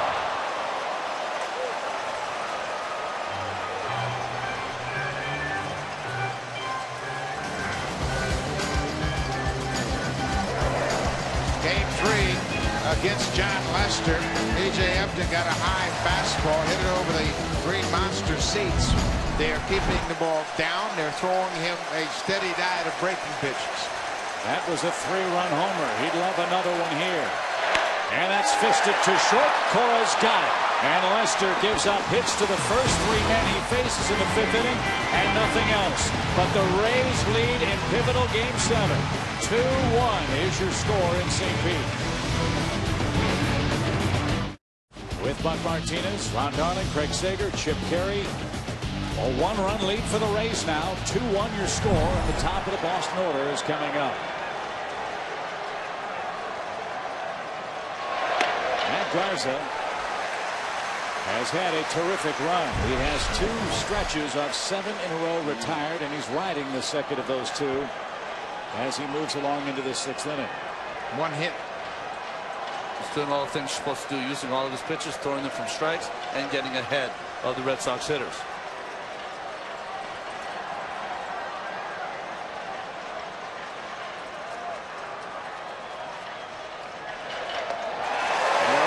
Swings from Boston's offense. First backdoor breaking ball just stays right on that outside corner. Remember, Chris struck out with a curveball or slider inside his last at bat. This one stayed on the outside part.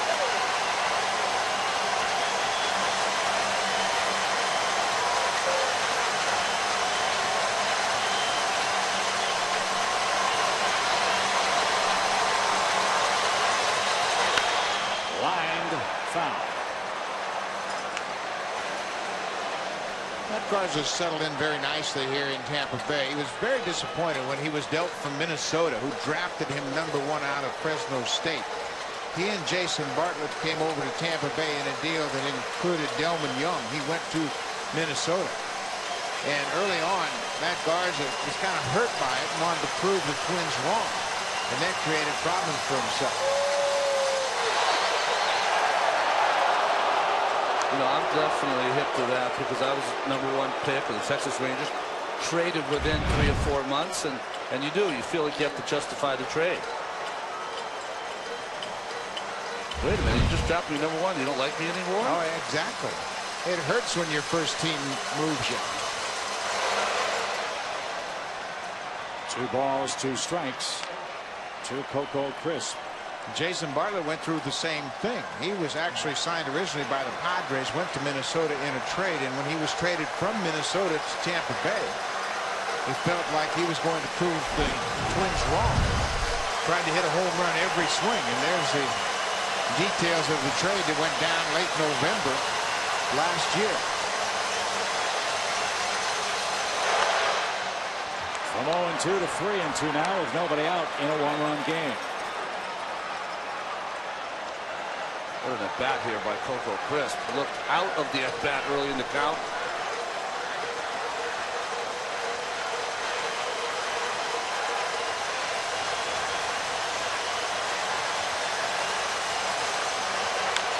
Little tapper. Underhand flip just in time.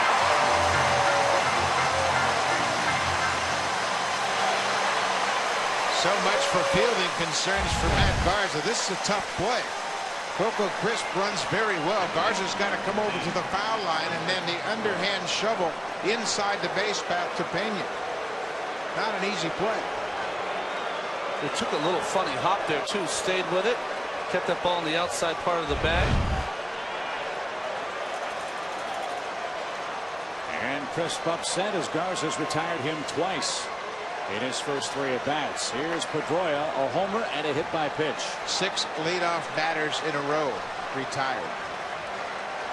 That's the John Lester formula in this postseason too, and it served Garza well here in Game 7.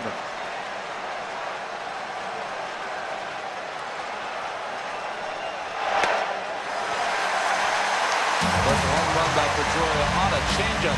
Tried to come inside with it, left it up in the strike zone. Deposit in left field. Pedroia has just been, he just does not miss his pitch when he gets it, especially in the postseason.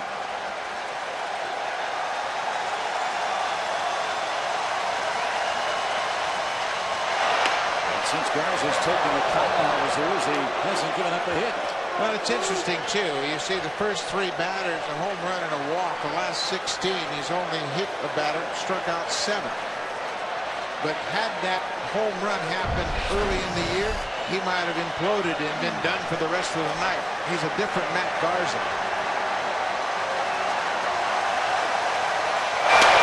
When we talked to Navarro before the game about Garza and his demeanor on the mound, he said there was a very clear telltale sign that would tell you whether he's got his A stuff or he feels he's in trouble. Yeah, and that's the red flag for Navarro, was that Garza started working too quickly, as if he were rushed. We haven't seen any of that tonight.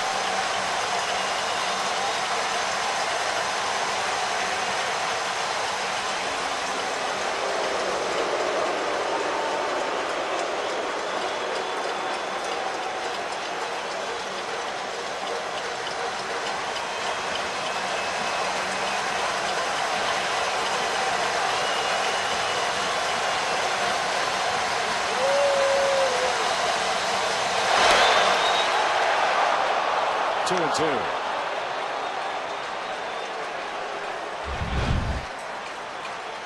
Good pitch here, just off the strike zone. Good call by Brian Gorman. Now Garza facing a man that had the best batting average in baseball with 2 strikes. Justin Pedroia. Bases are empty, 1 out. 6th inning.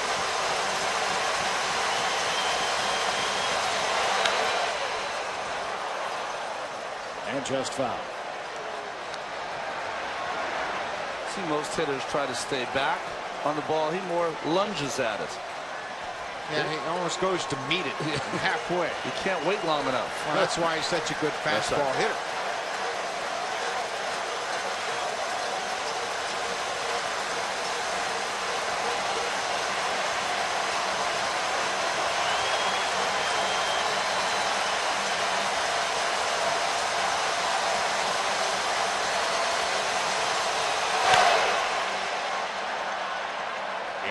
Pitches now for Garza tonight.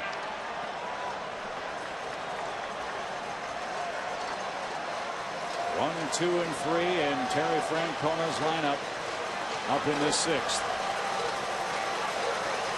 Ortiz waits on deck.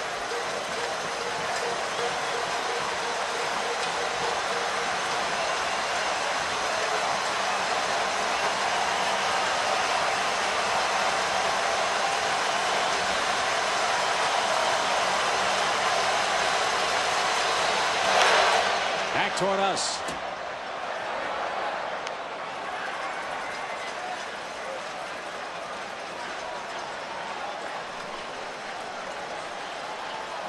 Garza and Navarro really seem to be on the very same page on every pitch, and that really frees a pitcher's mind up when he doesn't have to think about setting up a hitter or theory. He only thinks about execution of the pitch. Start to get in a beautiful tempo and rhythm.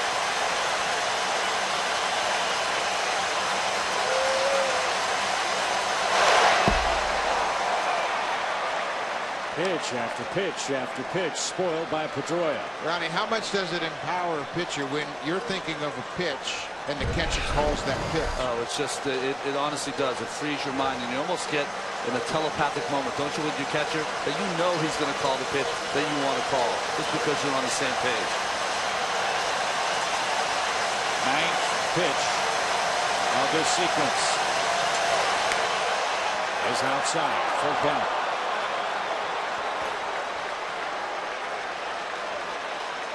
Well, the last at bat, Garza pitched Pedroia inside, hit him, has not gone back inside in this at bat.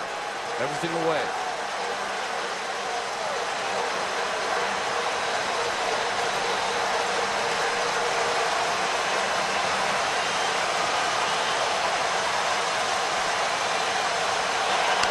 Popped up. Foul ground. No play. I think that's when a catcher really learns how to call a game. You go into a game with a particular game plan, and then you get into the course of the ball game, second, third at bat, you recognize that you got to change things. They pitched Pedroia inside early on. He hit the high changeup out of the park. They hit him with the next pitch in his next at bat inside, and now he's gone away. So Garza has to trust Navarro that he's making an informed decision to change the pattern midstream and can't panic or question a pitch selection.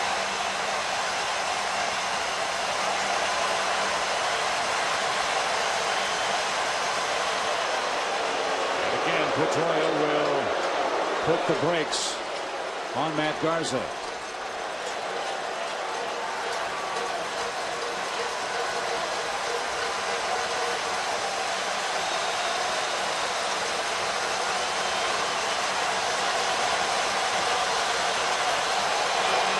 And one at bat for Pedroia.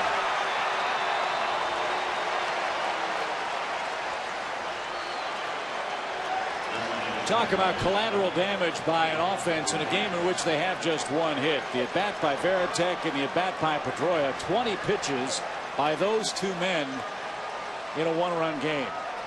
And it was almost like Garza and Navarro lost their patience, because at 3-2 with a one-run lead, you might want to really challenge Pedroia there. Throw a fastball, keep it away, because you have this threat. If you do throw the curveball, he does not swing at it and walks. You have Ortiz. Isn't it amazing how the Rays are almost as equally intimidated by Pedroia as they are by Ortiz, throwing him a 3-2 breaking ball. Now Garza looks to get the ball on the ground with Ortiz. Again, the shift is on. Ortiz has walked and struck out. And he's late on a 93-mile-an-hour fastball. Well, Buck, you usually don't see this from David Ortiz, but right now, very vulnerable on that pitch away. Anything away on the corner and down. He's more of a, he's got the middle plate and in is really what he's covering right now. Yeah, and that's when a pitcher really has the upper hand, because Ortiz is committing his swing before he sees where the ball is.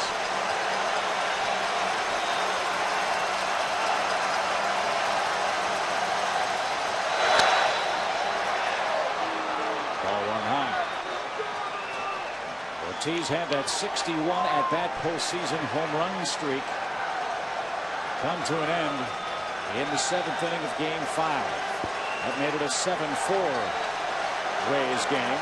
Boston won it 8-7 to send this series back to St. Pete.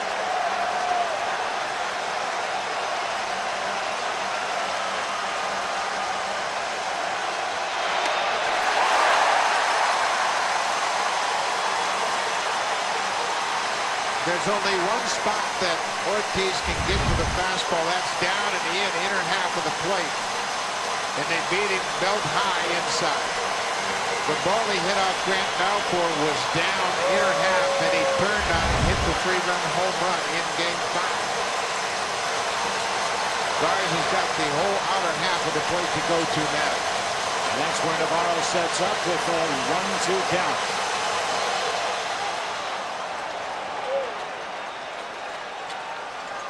You see Garza hitting his right hip. That's just a reminder not to jump at the pitch. Just throw it. He tried to get too much movement and threw it well off the plate. It's ineffective that far off the plate. He overthrew it. He was trying to throw it 100 miles an hour.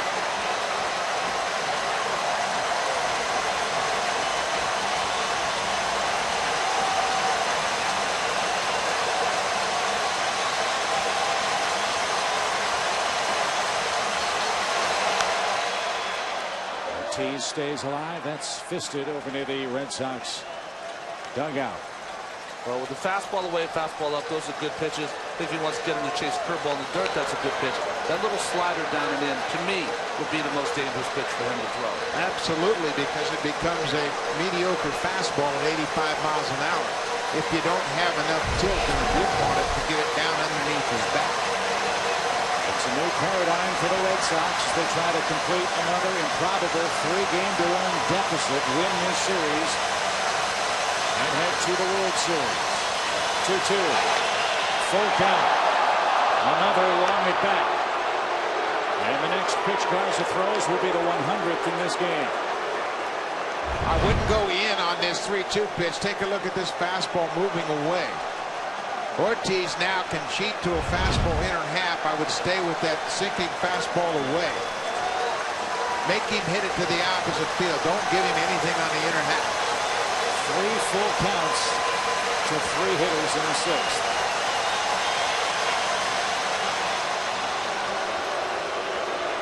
Better go talk about it. There's some indecision as to where they want to go right now.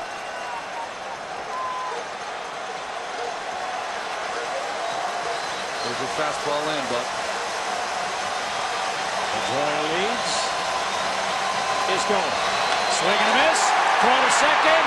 Strike him out. Throw him out.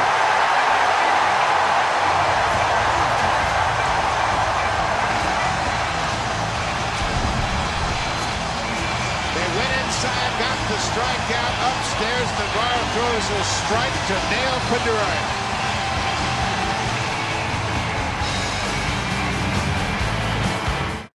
100 pitches for Matt Garza in this game. A strike him out, throw him out, double play sends this to the bottom of the 6th inning now.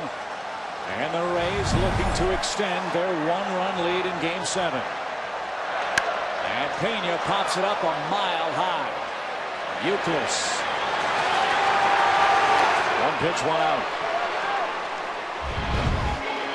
David Ortiz at the plate with the fastball upstairs. He swings right through it. That's ball 4. And then Navarro throws a strike to Jason Bartlett, positioned perfectly in front of the bag to tag out Pedroia. You know, most of the time you would think, as you see the reaction from Garza, that that's a good play because Big Papa usually takes that pitch for ball 4. He did not, and running Pedroia doesn't allow Euclid to come up with a runner on base. Well, Evan Longoria with an RBI double in the 4th inning. Remember that early stat we told you about. The bellwether nature of Longoria and this Tampa Bay club this year. When he drives in a run, including postseason, the Tampa Bay Rays are an amazing 41-13. And he hits a mile-high fly ball to left. That one headed towards Jason Bay, and he's got it for out number 2.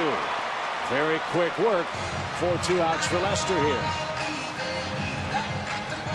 Love to have those short pitch innings in the middle of the game to stretch out your appearance even deeper.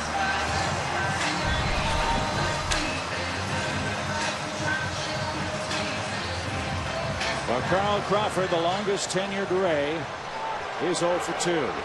Second round pick back in 1999, 52nd pick in that draft. Enjoying his first postseason. 3 sports star out of Houston, and he got recruited by UCLA to play basketball, by the University of Nebraska to play football. Pretty impressive athlete who missed over a month with surgery on a tendon in his right hand. Had 0 at-bats in September. Driven center field, well struck. Crisp drifting back, got an excellent jump. And a very quick and easy 1-2-3 inning for John Lester as we go to the 7th.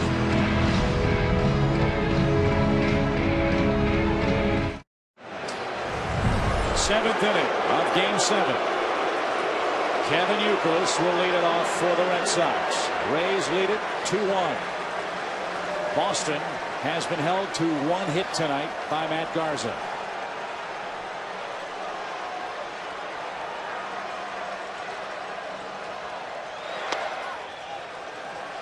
And with the pitch count now over 100 for the Rays starter, the Tampa Bay bullpen starts to work.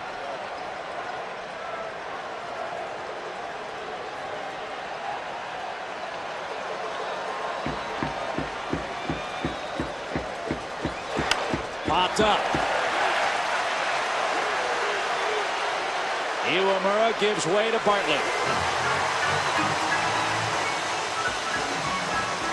1 out, 7th inning.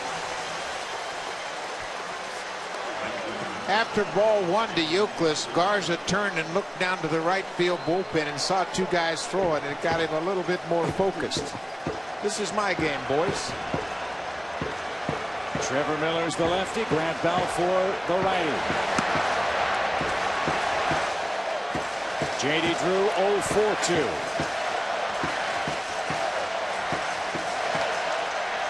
Looks at a ball low. You can just tell, though, by the way Drew's taking those first pitches. This is going to be a tough matchup for Garza. Drew is swinging the bat as well as he had all season long.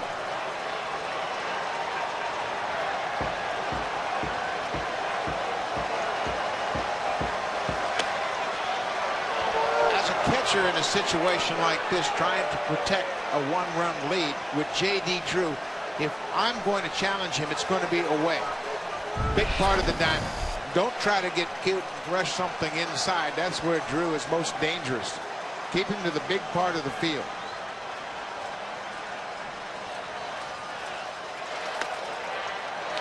He went out there but missed. Ball 3-0 the count. Upton really shallow in center field. If you're trying to keep him to the big part of the park, he's going to have to use those great athletic skills to run it down. That's about as shallow as I've seen any center fielder play. Well, that's where Joe Madden wants him. He said, you know what, if a ball's going to be hit hard enough to get into the gap, chances are it's going to be an extra base hit. I want to take away those singles and start rallies. Paul Blair-like for us old guys.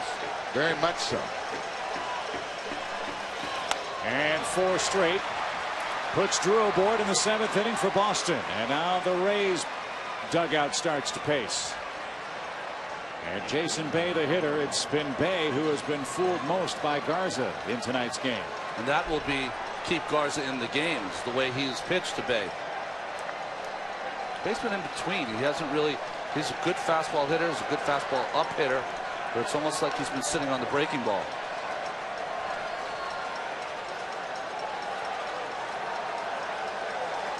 Bay with 2 check swing strikeouts in tonight's game.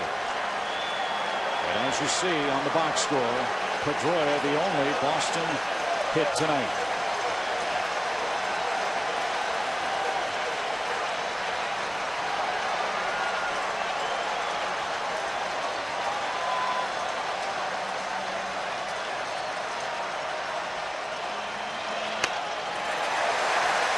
No balls and a strike. Boy, that's a good first pitch. That get me over breaking ball. Hitters are geared up for first pitch fastball, and now you've really gotten Bay back on his heels.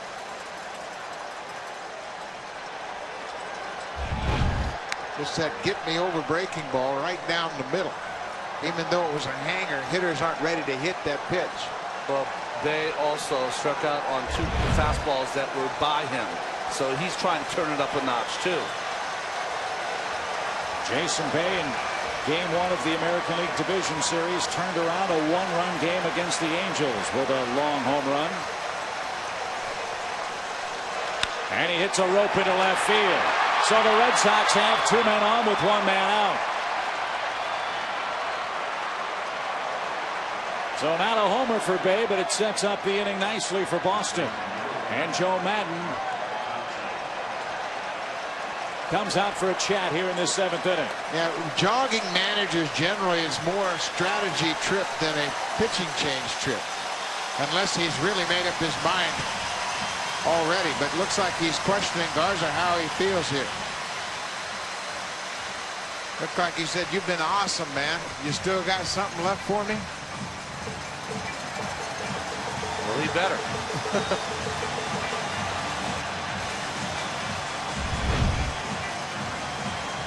Trying to come in with a fastball. Bay ready for it. Drove that ball to left field. That ball was on the inside corner. It was down, but you start to get into the 7th and 8th inning, not as much as crisp as was earlier in the game. And now Mark Kotsay, the hitter, he grounded to short, popped out to second.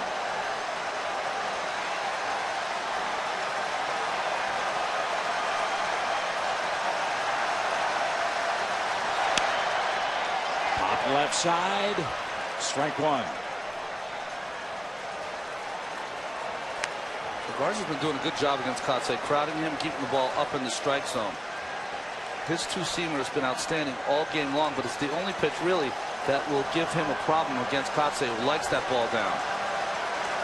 Kotsay first, then Veritek if Mark doesn't hit into a double play, and that duo has stranded an awful lot of Boston base runners in this American League Championship Series.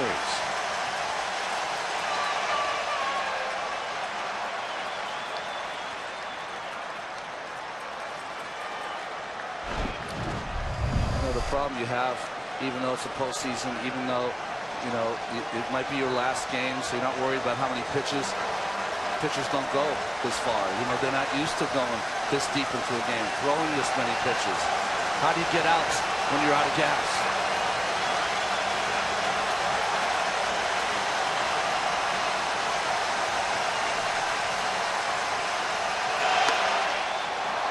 Ball too high. The question I always used to ask myself managing in these situations, is the guy in the bullpen better than the guy on the mound? And right now Garza's still better.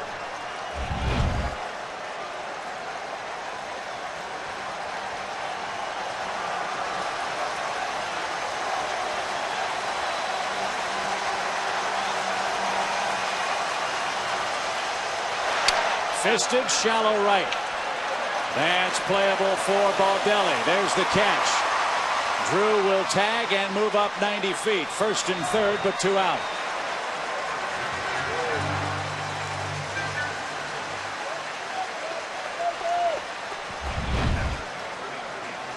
Well, the pitch here from Garza again up in the strike zone. A pitch that usually Mark can handle. You can see frustration breaking the bat, and that's what he did. Broke that bat on that high fastball. It's been a series of near misses for Kotze. And now it'll take a hit from Varitek. Barring a wild pitch, pass ball, error for Boston to tie this game in the 7th. And we've seen Garza throw a steady dive of breaking balls to Varitek. So J.D. Drew on third base has to be alive. Navarro's been great at blocking that ball, but you never know when one will go awry. Varitek this year with 2 outs and runners in scoring position, 51 at bats, 8 hits.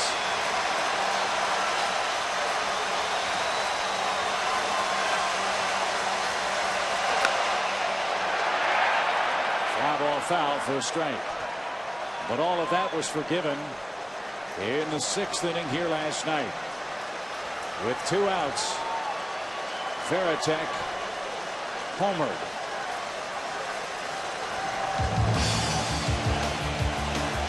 Well, the 2-0 pitch from James Shields decided to challenge Varitek. Big home run put the Red Sox up 3-2. They would add on 1 more run in winning last night's game 4-2.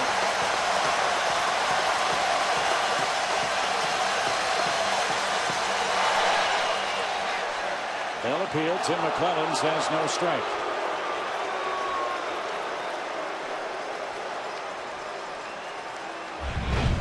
Varitek offering it the breaking ball down in the dirt, checks his swing and keeps it back. Not close. Situation like this, first and third, you just never know on defense whether they might try to steal a run here at the bottom of the order.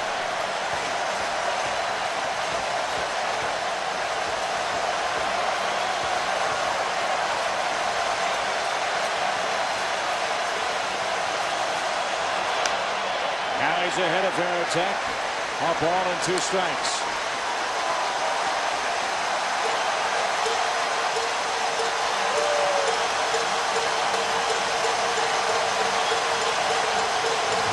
A young man with 115 pitches got to be taking one more good pitch.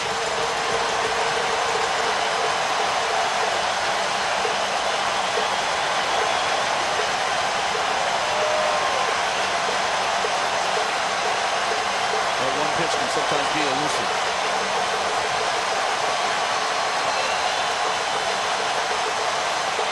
He got it. Time to stretch at Tropicana Field. Big game. Garza has a lead.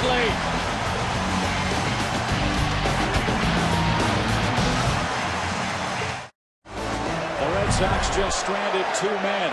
Now the Rays up and with the lead, 2-1, 7th inning with Ibar, Navarro, and Baldelli coming up, and Joe Madden and Jim Hickey burning up the phone lines to that Rays bullpen. They have looked at the Red Sox lineup, seeing where they are. 6 outs away from the World Series. Ramos said Garza's going back out. Dan Wheeler moving around, stirring around. Joe Madden checking with his bench coach, Dave Martinez. They're talking things over with the pitching coach. Lots of conversations going on. How you're going to finish this game. And that a product of the different nature of these 2 bullpens of the Rays and the Red Sox. You know who finishes the game for Boston. That's Jonathan Papelbon. You don't know who finishes the game for the Rays. Scott Kazmir is down in the bullpen, sitting next to J.P. Howe. Well, what's interesting, Corey's going to lead off for the Red Sox. Does Ellsbury hit in that place? Ellsbury with good numbers against Garza. But riding an 0 for 20.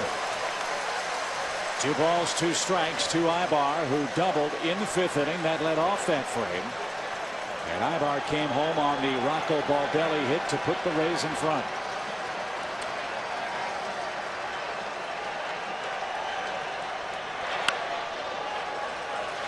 Just remember that inning. Ibar slowed down at third with Tom Foley. Third base coach sent him. Despite that, the end sent him There's a strikeout after that and a comeback to Lester. They would have been out of the inning and not scored a run. And you can't blame the Red Sox defense for playing deep. They've had their backs against the walls no matter where they have played because of the home runs from Tampa Bay.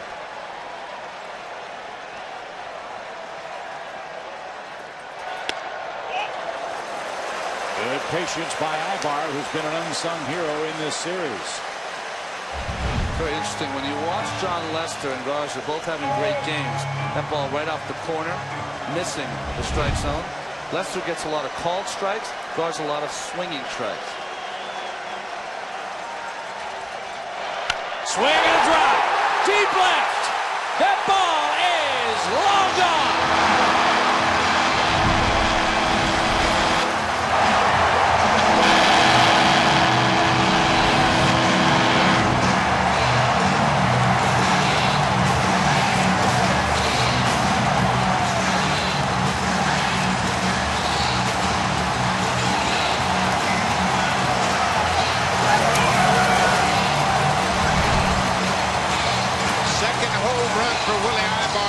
In its championship series. Tremendous extension from Ibar. Takes Lester deep yet again in this series. Tampa Bay has lived with the home run.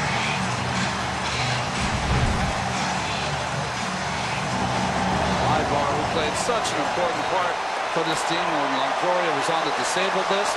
Now big at bats in October.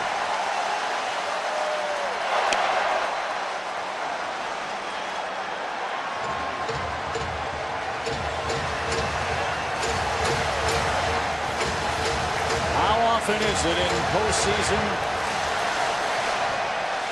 that an unsung hero rises to the forefront? Perhaps Willie Ibar will be that man. He has scored 2 of the Rays' runs tonight.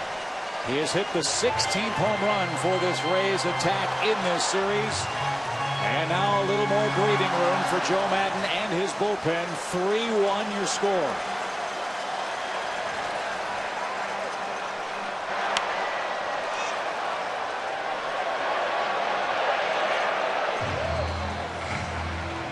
Well, this is a pitch that plagued Lester in his first start at Fenway. It's a cutter that's supposed to be in. It spins right in the middle of the plate. Nice job, though, covering that ball by Ibar. A long home run. Well, this didn't come out of nowhere. As you can see, Longoria's reaction. Another teammate goes deep. But Ibar had 4 hits and 5 RBIs in Game 4 against Boston at Fenway.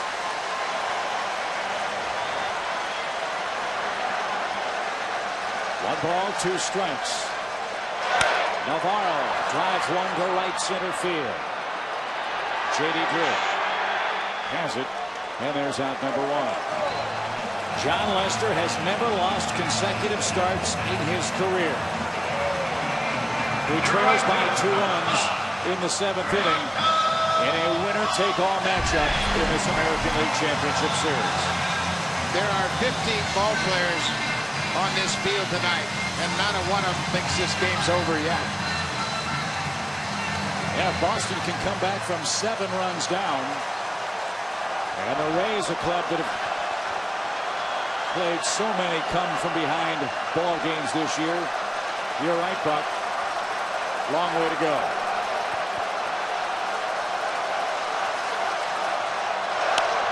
A cue shot by Baldelli, strike 1 to him.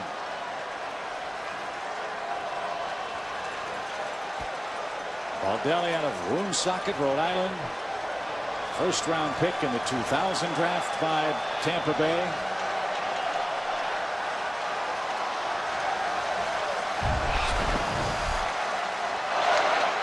A young man who in the early stages of his major league career was compared to Joe DiMaggio. All I have to do is look at his number.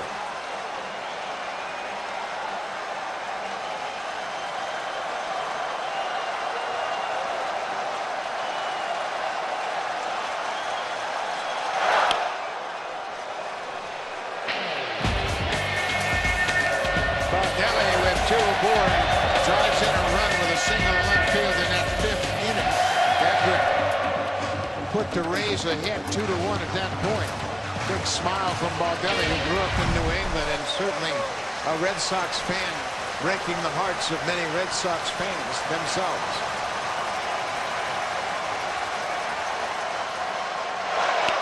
And Lester strikes him out. Veritek will make the throw to first. 2 outs after the Ibar homer. So 8 strikeouts for Lester in the game. Matt Garza has struck out 9 in this game. Matt Garza has ended every inning with a strikeout. That's how strong he has finished his innings.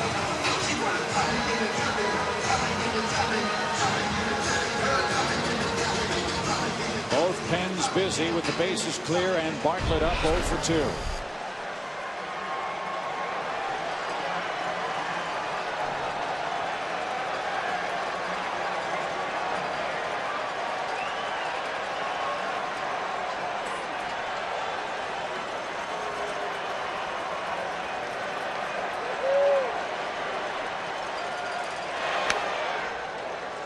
Strike 1 to the Rays shortstop Jason Bartlett, with a team that has so many terrific young stars, so many young fireballing pitchers. It's this man that Joe Madden has said is his indispensable player.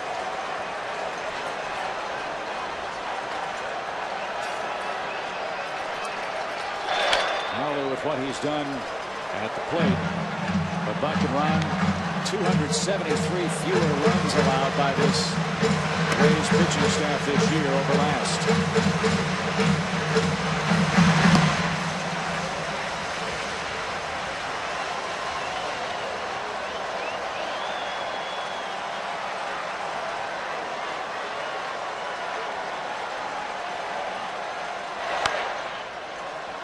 Well, you build winning teams around pitching and defense, and that's exactly what they had on their mind when they picked up Matt Garza and Jason Bartlett. Shortstop had been a big void for them, and they needed somebody to pick up the ball. Then you can get a starting pitcher the caliber of Matt Garza to fill out the rotation, and those address 2 major concerns of this ball club in one trade. High pop fly into center field. Coco Crisp has a little trouble. Now picks up the ball, and he makes the play. A homer by Willie Ibar leads off the 7th. 6 outs stand between the Rays and the World Series. 6 outs left for the Red Sox as they try to complete the impossible comeback here in St. Petersburg. Defensive change. Gabe Gross now into play right field with Cora, Crisp, and Pedroia coming up. Matt Garza back out after 116 pitches and 9 strikeouts. His career high is 11. His high for this year is 10.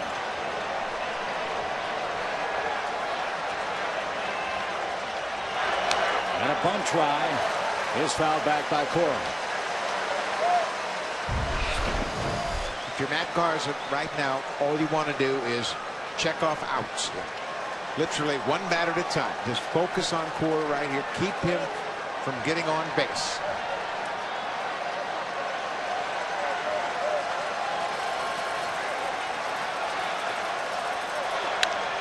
Ground ball in between high. And will the Rays defense cost them dearly late? The door is open in the 8th inning. Defense was so good at the start of this postseason. 7 straight airless games, and now the 6th air in 32 2/3 innings. A classic case of letting the ball play him for Bartlett. That ball will slow down a little bit in that field turf, and then as soon as it hits the dirt, speed up, and it beat him. And so Garza figured he had it out, and now Joe Madden is going to take him out.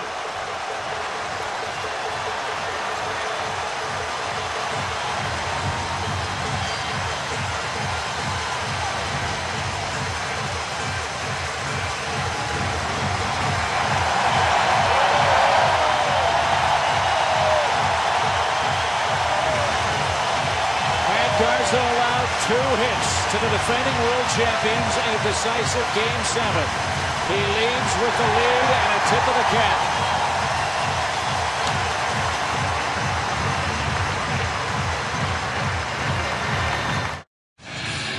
Boston still very much alive. They bring the potential tying run to the plate against Dan Wheeler, who's on in relief of Matt Garza. Ronnie Garza was terrific. Well, he ended every inning with a strikeout, and they did it in a lot of variety of ways.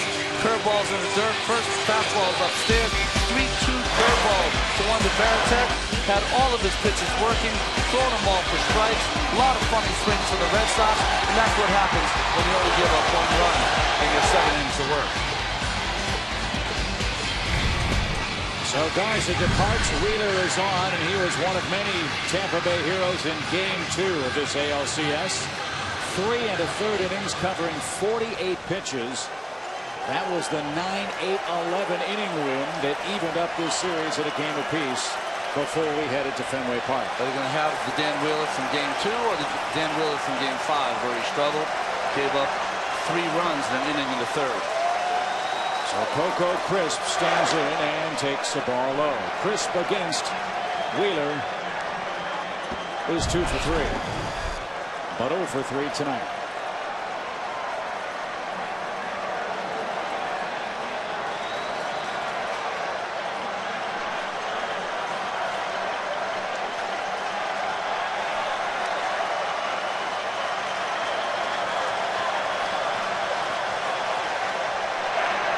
What is that feeling like as a starter who takes the game deep in a close and decisive game, and the bullpen is on? And you feel horrible. You wanted to stay out there because the ground ball should have been an out.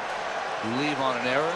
It's a horrible feeling sitting there, and you don't have any control anymore, and you left the base runner out there.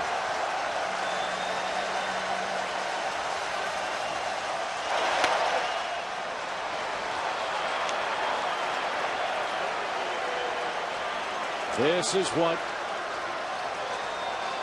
you work so hard to have, home field advantage.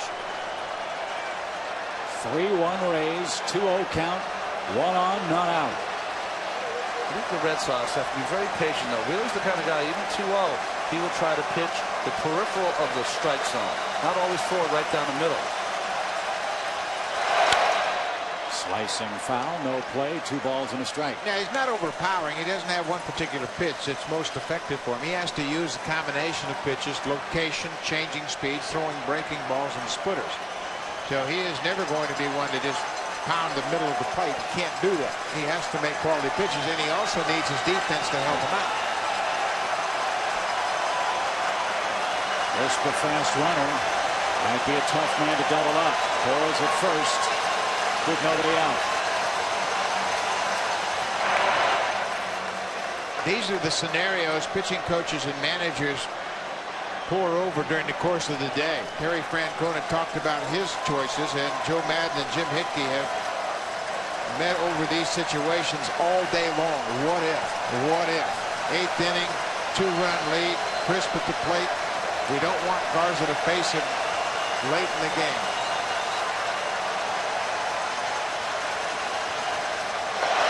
Bunt attempt. 2-2. Well, Crisp had a good pitch to bunt, too. He was upset, got a little bit ahead of himself, and didn't wait for the ball to get to home. Watch how his body is gone before that ball gets there, and he just jabbed at it, and he was disappointed. He had a good pitch to bunt.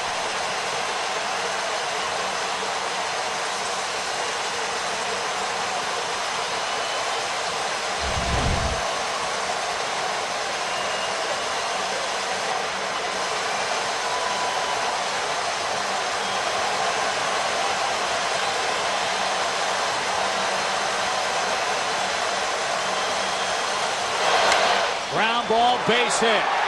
Cora will stop at second. 2 are on with nobody out.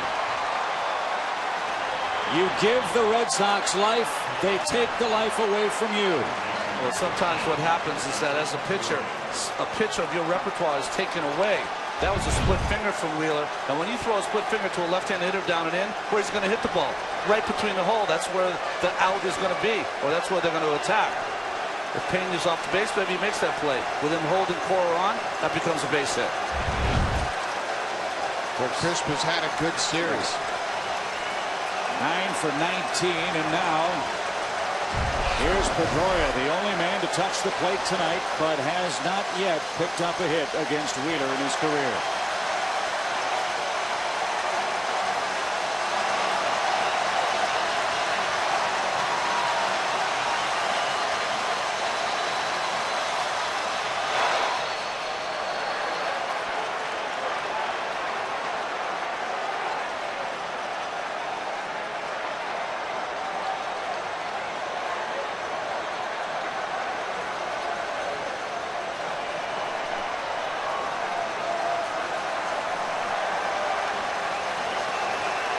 A lot of times see a pitcher trying to slow it down. Make sure he's doing what he needs to do between the pitches. Pedroia, the hitter, slowing everything down. He's been on base 3 times tonight.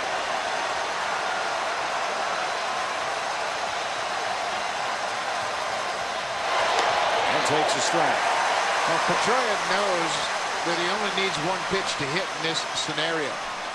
And he has already gained that much confidence just his 2nd full season in the big leagues. Remember, he's the best 2-strike hitter in baseball, so he is confident he can take pitches and still have a chance to put it in play, even if he falls behind with 2 strikes. He's waiting for 1 good one to hit against a guy he's never figured out.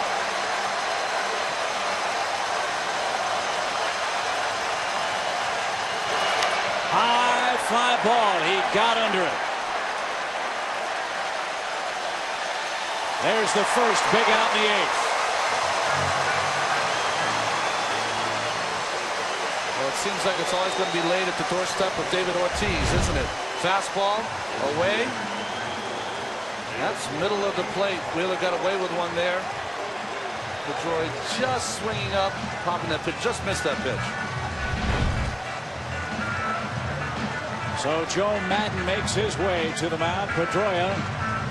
It's a towering fly ball to left.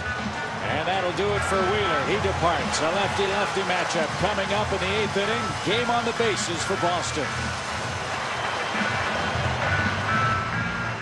3-1, Tampa Bay in front. 2 on, 1 out. J.P. Howell is on to face David Ortiz. But remember, guys, Game 5, that 7-run deficit for Boston, they overcame it in the final 3 innings. Well, a 2-strike hit by Pedroia got it started. 3-run home run by Ortiz, and then J.D. Drew with the game winner after a 2-run home run. Coco Crisp had the hit in the 8th inning to tie it, and Drew line drive over the head of Dave Gross and right. Euclid scores the winning run. Pedroia just missed that last pitch he got. It was a pitch that he's hit out of the ballpark throughout this postseason. Got underneath it. And remember, Drew's hit was against Howell, who's coming into the game. And Ortiz had a big RBI hit in yesterday's ball game off J.P. Howell. This bullpen has been such a strength for the Rays all season. Can they cash in one more time? In their first 8 postseason games, the Rays bullpen allowed just 4 earned runs in 24 2/3 innings. Game 5, a disaster. 8 earned runs allowed.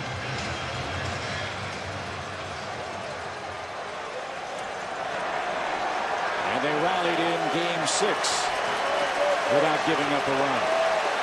But Ortiz, as we told you, 10 game-winning RBI in the postseason. Tied for first all time. Normal depth in the outfield, but I might step back a bit because the tying runs at first base, and Coco Crisp runs very well. And remember, it's Gabe Gross in right, not Baldelli. With Ortiz up. He's walked once, struck out swinging twice.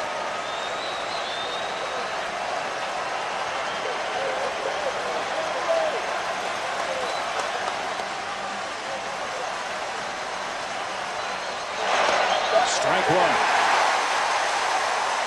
Ortiz lifetime against Howell, 2 for 13. That's a 154 career batting average. But one of those hits. Hold on.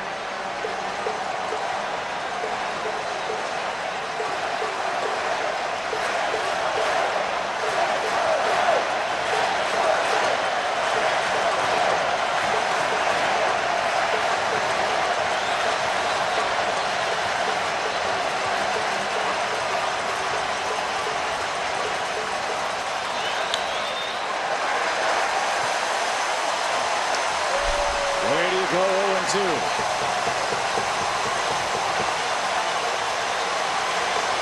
He's not overpowered. 88-mile-an-hour fastball, but because he has that big breaking ball, Ortiz has to be a little bit more deliberate in his approach. You can elevate a fastball away. You can throw the breaking ball. He's got a great changeup. And Hal will throw his changeup to left-handed hitters. It's that good.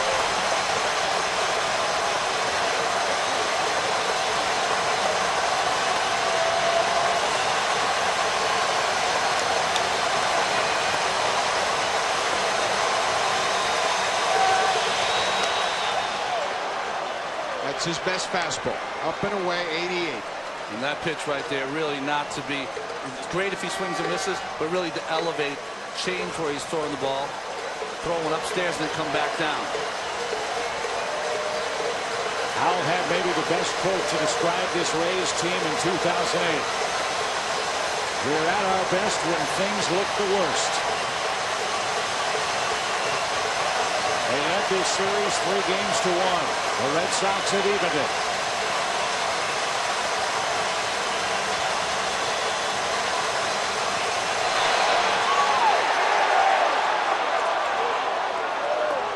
And the count now 2-2.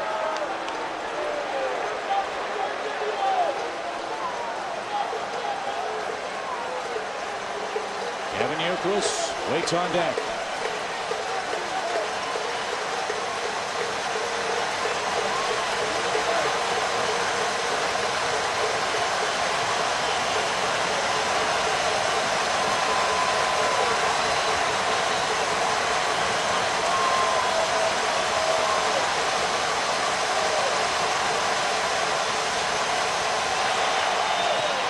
And that almost picked off Kevin Youkilis.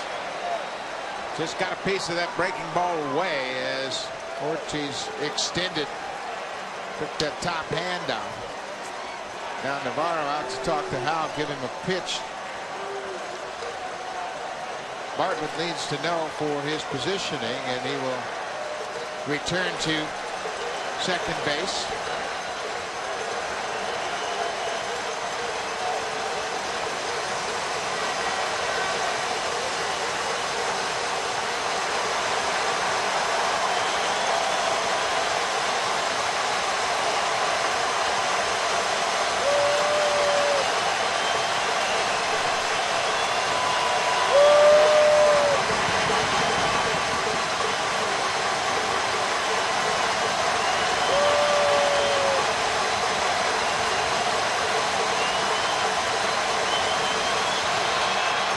Again, he stays alive. He's keeping that curve just far enough away from Ortiz. All he can do is spoil it. He has to take his top hand out to put the bat on the ball. Just barely gets a piece of it. Boy, now you would think that up and away fastball would be a good pitch for him, and you might get a lazy fly ball to center. We haven't seen Ortiz drive anything to the opposite field.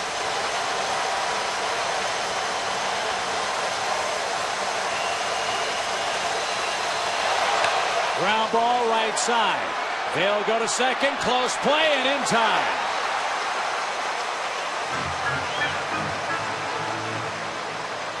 Two out. Boy, that's a big play because that represents the tying run. You go to second base and you wipe out Coco Crisp. You're not going to get two on this bouncing ball, but Iwamura understands the situation, pivots and throws a strike to Bartlett. Boy, that was close. Boy, if Coco could have went straight in instead of that slide that really is taking out the shortstop, straight in, would have been close. Howell gets Ortiz to roll out. First to third. For the bag, he might beat the throw, but he never went for the bag. He went for the infielder instead of trying to get to the base before the throw. So Boston down to its final 8th inning out. Howell gets the high five and protects a 3-1 lead. How close was this play at second base that forced Coco Crisp? Watch the slide of Crisp as he goes to the feet of Bartlett instead of going for the bag. He is past the bag right there. Bartlett clearly has him out. The umpire, Brian Honora, has great position to make the call. But had he gone straight for the bag, he might have beaten that throw. That wasn't the ball that you were going to turn to, even with Ortiz running.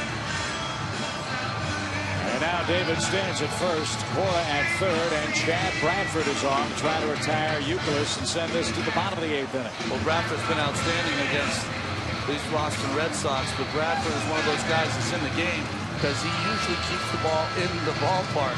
Only gave up 3 home runs all season long, 2 with Baltimore and 1 here with Tampa Bay. The one he gave up with Baltimore was the 500th career home run of Manny Ramirez. Manny sent a bat over to get Bradford to autograph it. He reluctantly did. And then later on, Ramirez was retired by Bradford in Bradford's 500th appearance in the big leagues. He got an autograph as well. Quid pro quo. Fair is fair. So here's Euclid. 4 for 10 against Bradford. Outfield now very deep. Look at where Upton is. He's played as shallow as center field as we've seen this postseason. Gross a step shy of the track and right. Ball, no strikes. Joe Madden is concerned about this matchup because Euclid, Bay, and Pedroia have all had great approaches against Bradford. He expects them to put it in play. He just hopes it's at an infielder.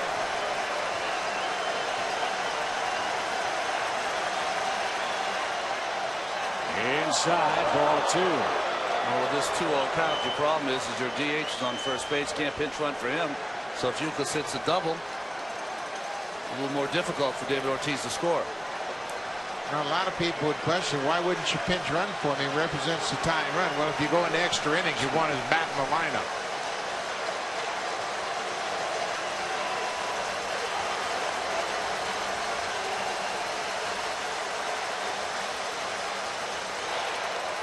Ball 3. 3 balls, no strikes from the 4th pitcher of this inning for Joe Madden and the Rays. The left-hander is David Price, the #1 pick in last June's draft, 2007. He is getting ready for J.D. Drew if he comes to the plate here in the 8th.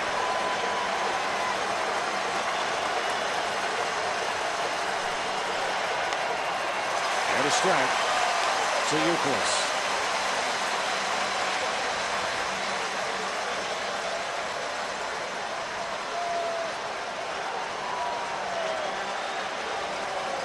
The inning started with an error. Off the bat of Alex Cora. Bartlett misplayed it in between hop. Then a single, a fly out, and a force play. 1st and 3rd, 2 out.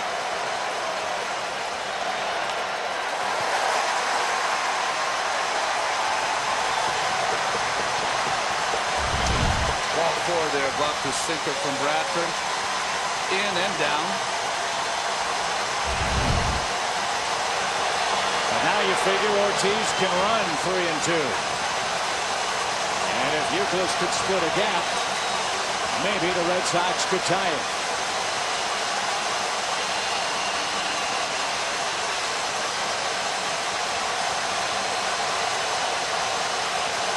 He goes. Ball 4. Appeal to first. They're loaded.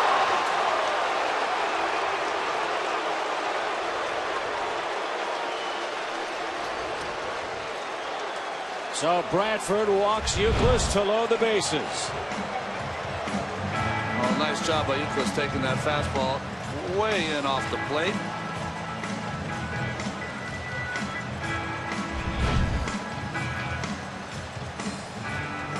Wheeler, Powell, Bradford have all followed Garza.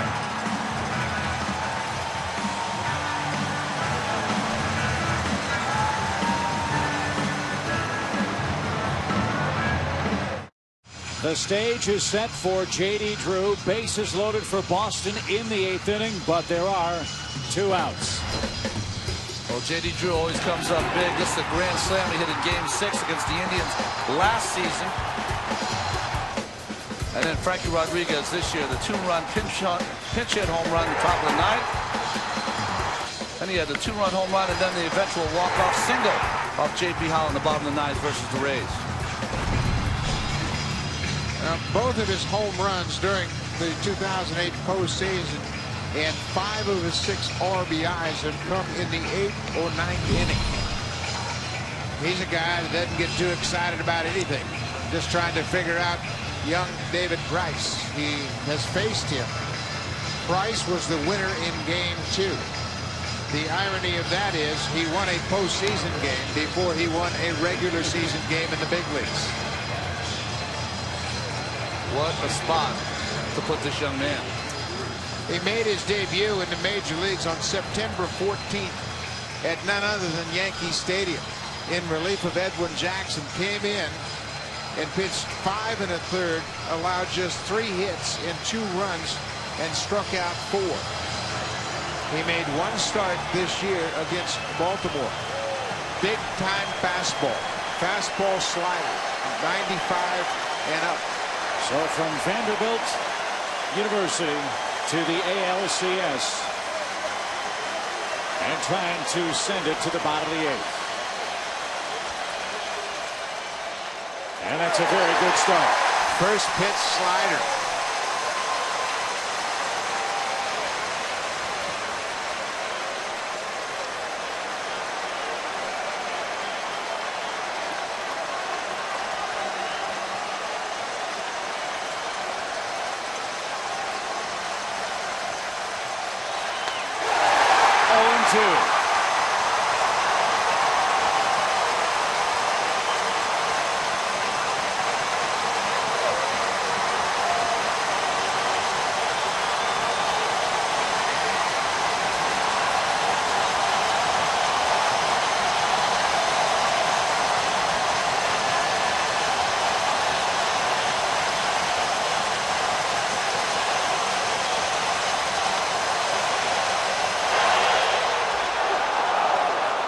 Pretty good cheese at 96 with 2 strikes. Number 1 pick in the first round in the 2007 June draft. 12-1 in his minor league career.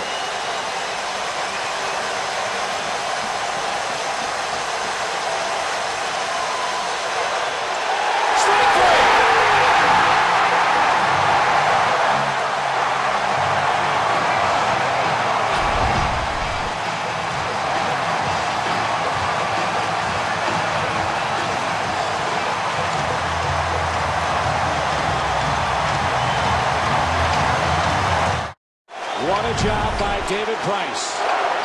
He strikes out J.D. Drew with the bases loaded to send it to the bottom of the 8th inning and protects a 2-run Rays lead.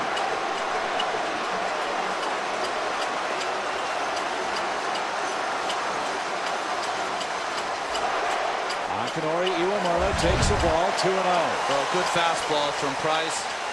Down and away. You see J.D. Drew went a little too far with that swing. His home plate umpire, Brian Gorman, made the call.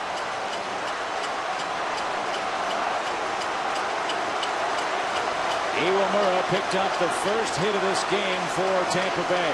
John Lester started, retired the first 9 in a row. Gave up a 2-out double to Evan Longoria in the 4th inning. That tied the game. A leadoff double to Willie Ibar in the 5th. He came home on a ball belly hit. And then the Ibar 7th inning homer leading off that frame has kept the Tampa Bay score.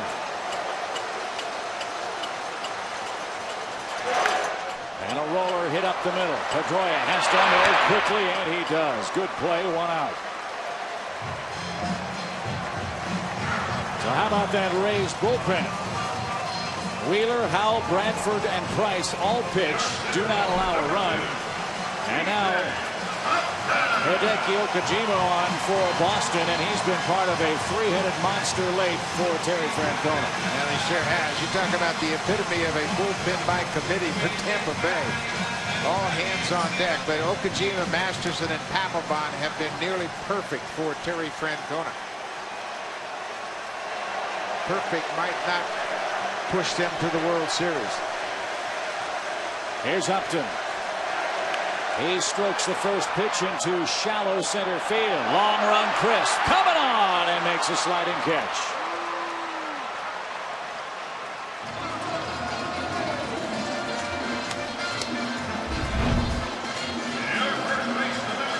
I don't know if you can say any more about the job that Okajima has done for these Boston Red Sox. Coming into the postseason, they weren't really sure how much they were going to get from him because he had been somewhat inconsistent, but boy, has he stepped it up. 2 innings in game 5, 2 innings from yesterday's ball game, and again on here for another inning. Boston had a great shot in the 8th. Now Pena's up 0-4-3, but he has scored a run.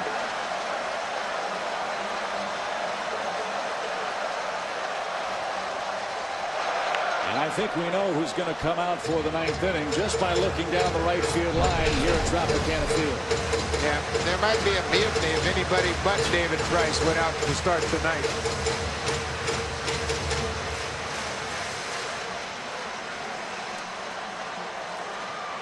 Got a chance to get a win and a save in the postseason before he picks up either in the regular season.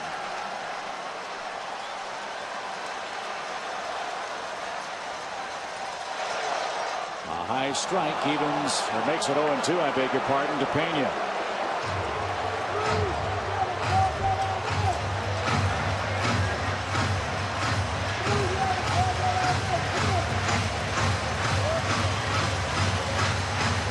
The most wins the Rays have ever had before this year was 70.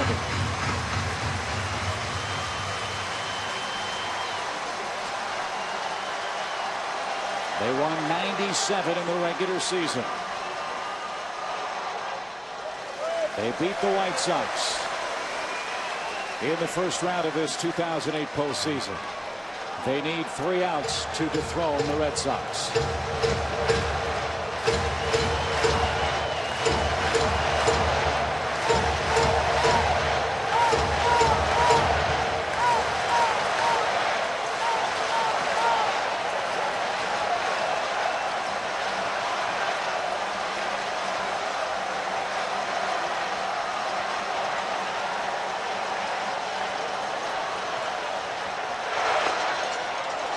Strike 3 called to Pena.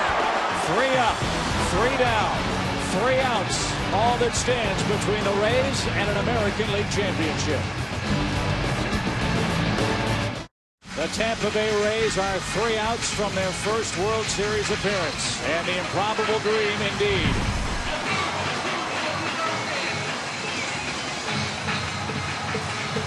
David Price will face Bay, Kotze, and Veritek. The Tampa pen is busy. The Tampa Bay bullpen is busy with Grant Balfour. And a first pitch strike.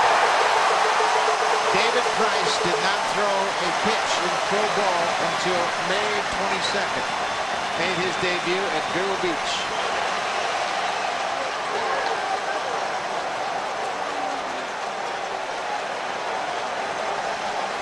1 ball, 1 strike.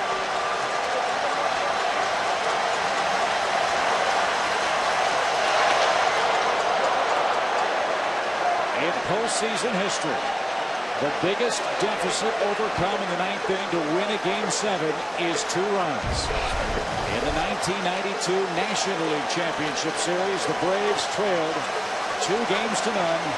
They won 3-2, and that was against the Pittsburgh Pirates.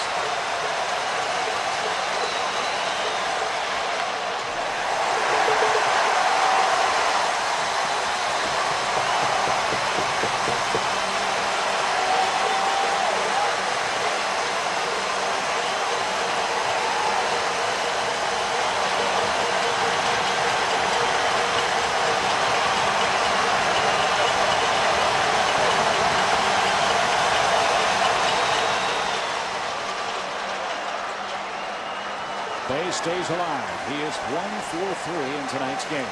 One thing you can count on in that Rays dugout, there'll be no early celebrations. I think they've learned that lesson, yes.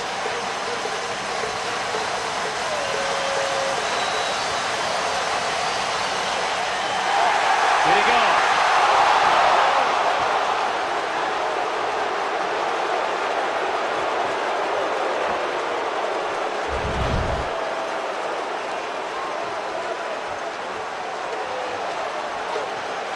It's hard to tell right there.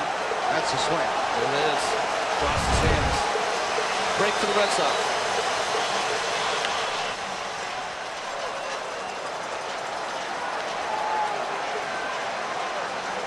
Joe Madden referred to David Price as their new toy.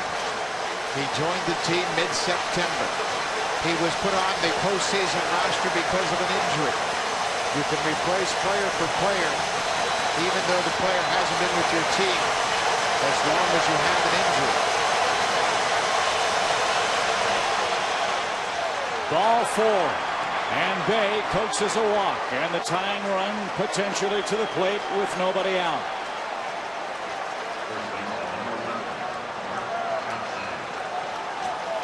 Now Kotze the hitter. Kotze 0 for 3.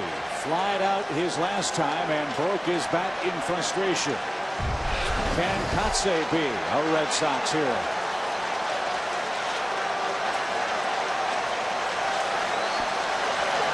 I think this will be the last hitter for David Price. Lefty against lefty. A bunt attempt. Boston needs base runners. Strike 1.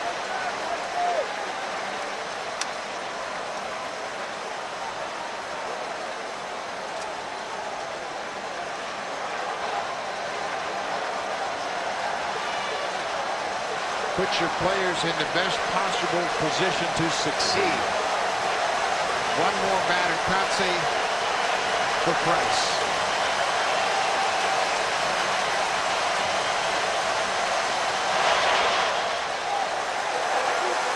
Oh, 2.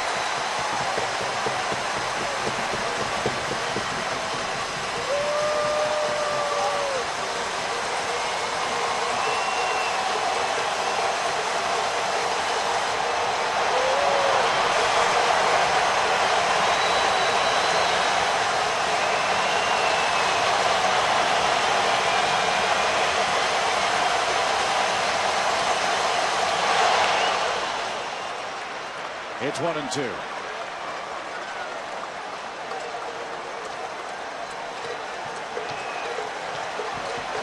Garza started, went 7, struck out 9, allowed 1 run, 2 hits. Wheeler, Howell, Bradford, and Price have followed.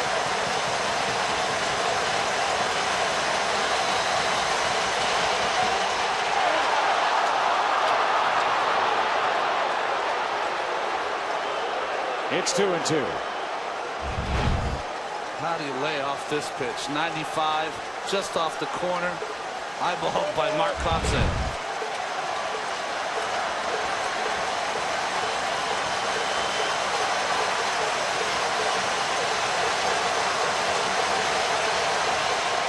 That one to the outside corner.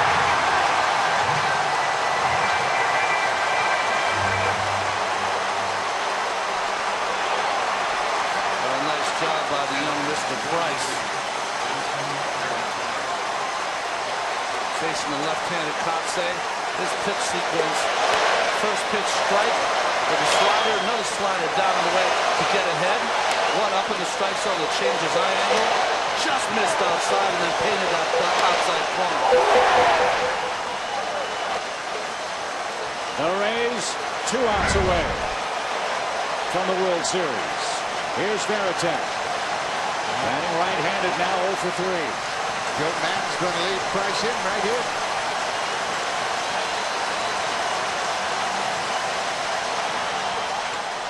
One ball, no strikes. Veritek grounded into 13 double plays in the regular season. A step or 2 slower from the right side if Price can get the ball on the ground. Joe Maddon has said that he felt like Balfour was not as animated as he usually is, and that he was just a little bit short of what he's been during the regular season.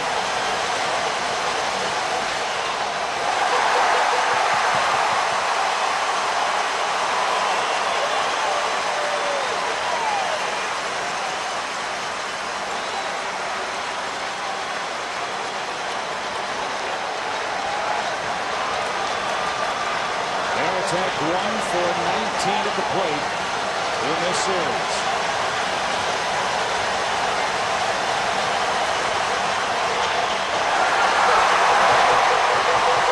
Got a pitch to hit there.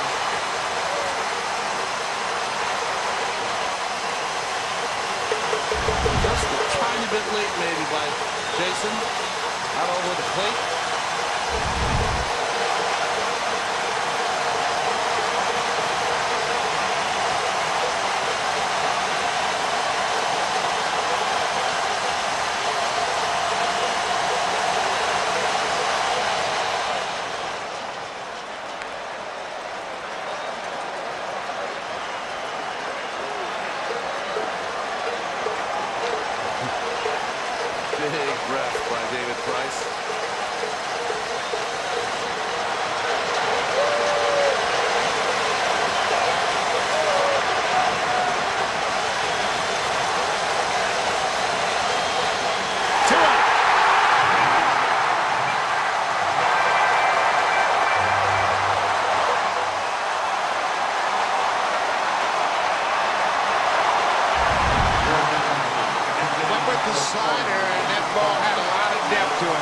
He threw it hard.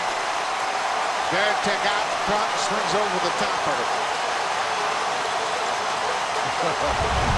He knows his map. And Jed Lowry, the final hope for Boston in the ninth.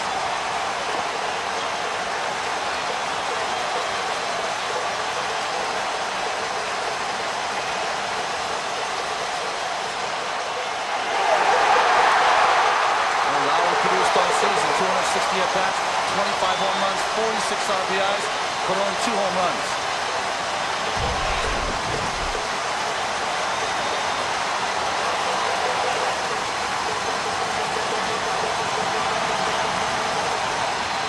Ground ball to second. Iwamoto's got it. Rays are going to the World Series.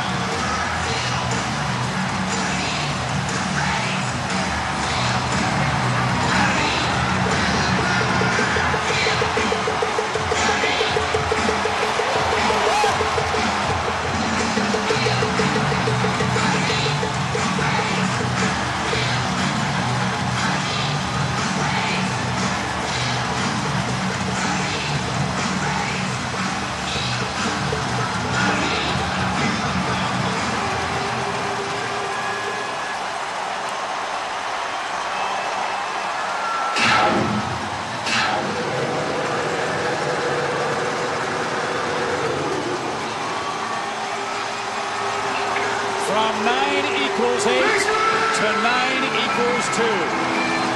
Joe Madden and his Tampa Bay Rays will face the Phillies in the World Series.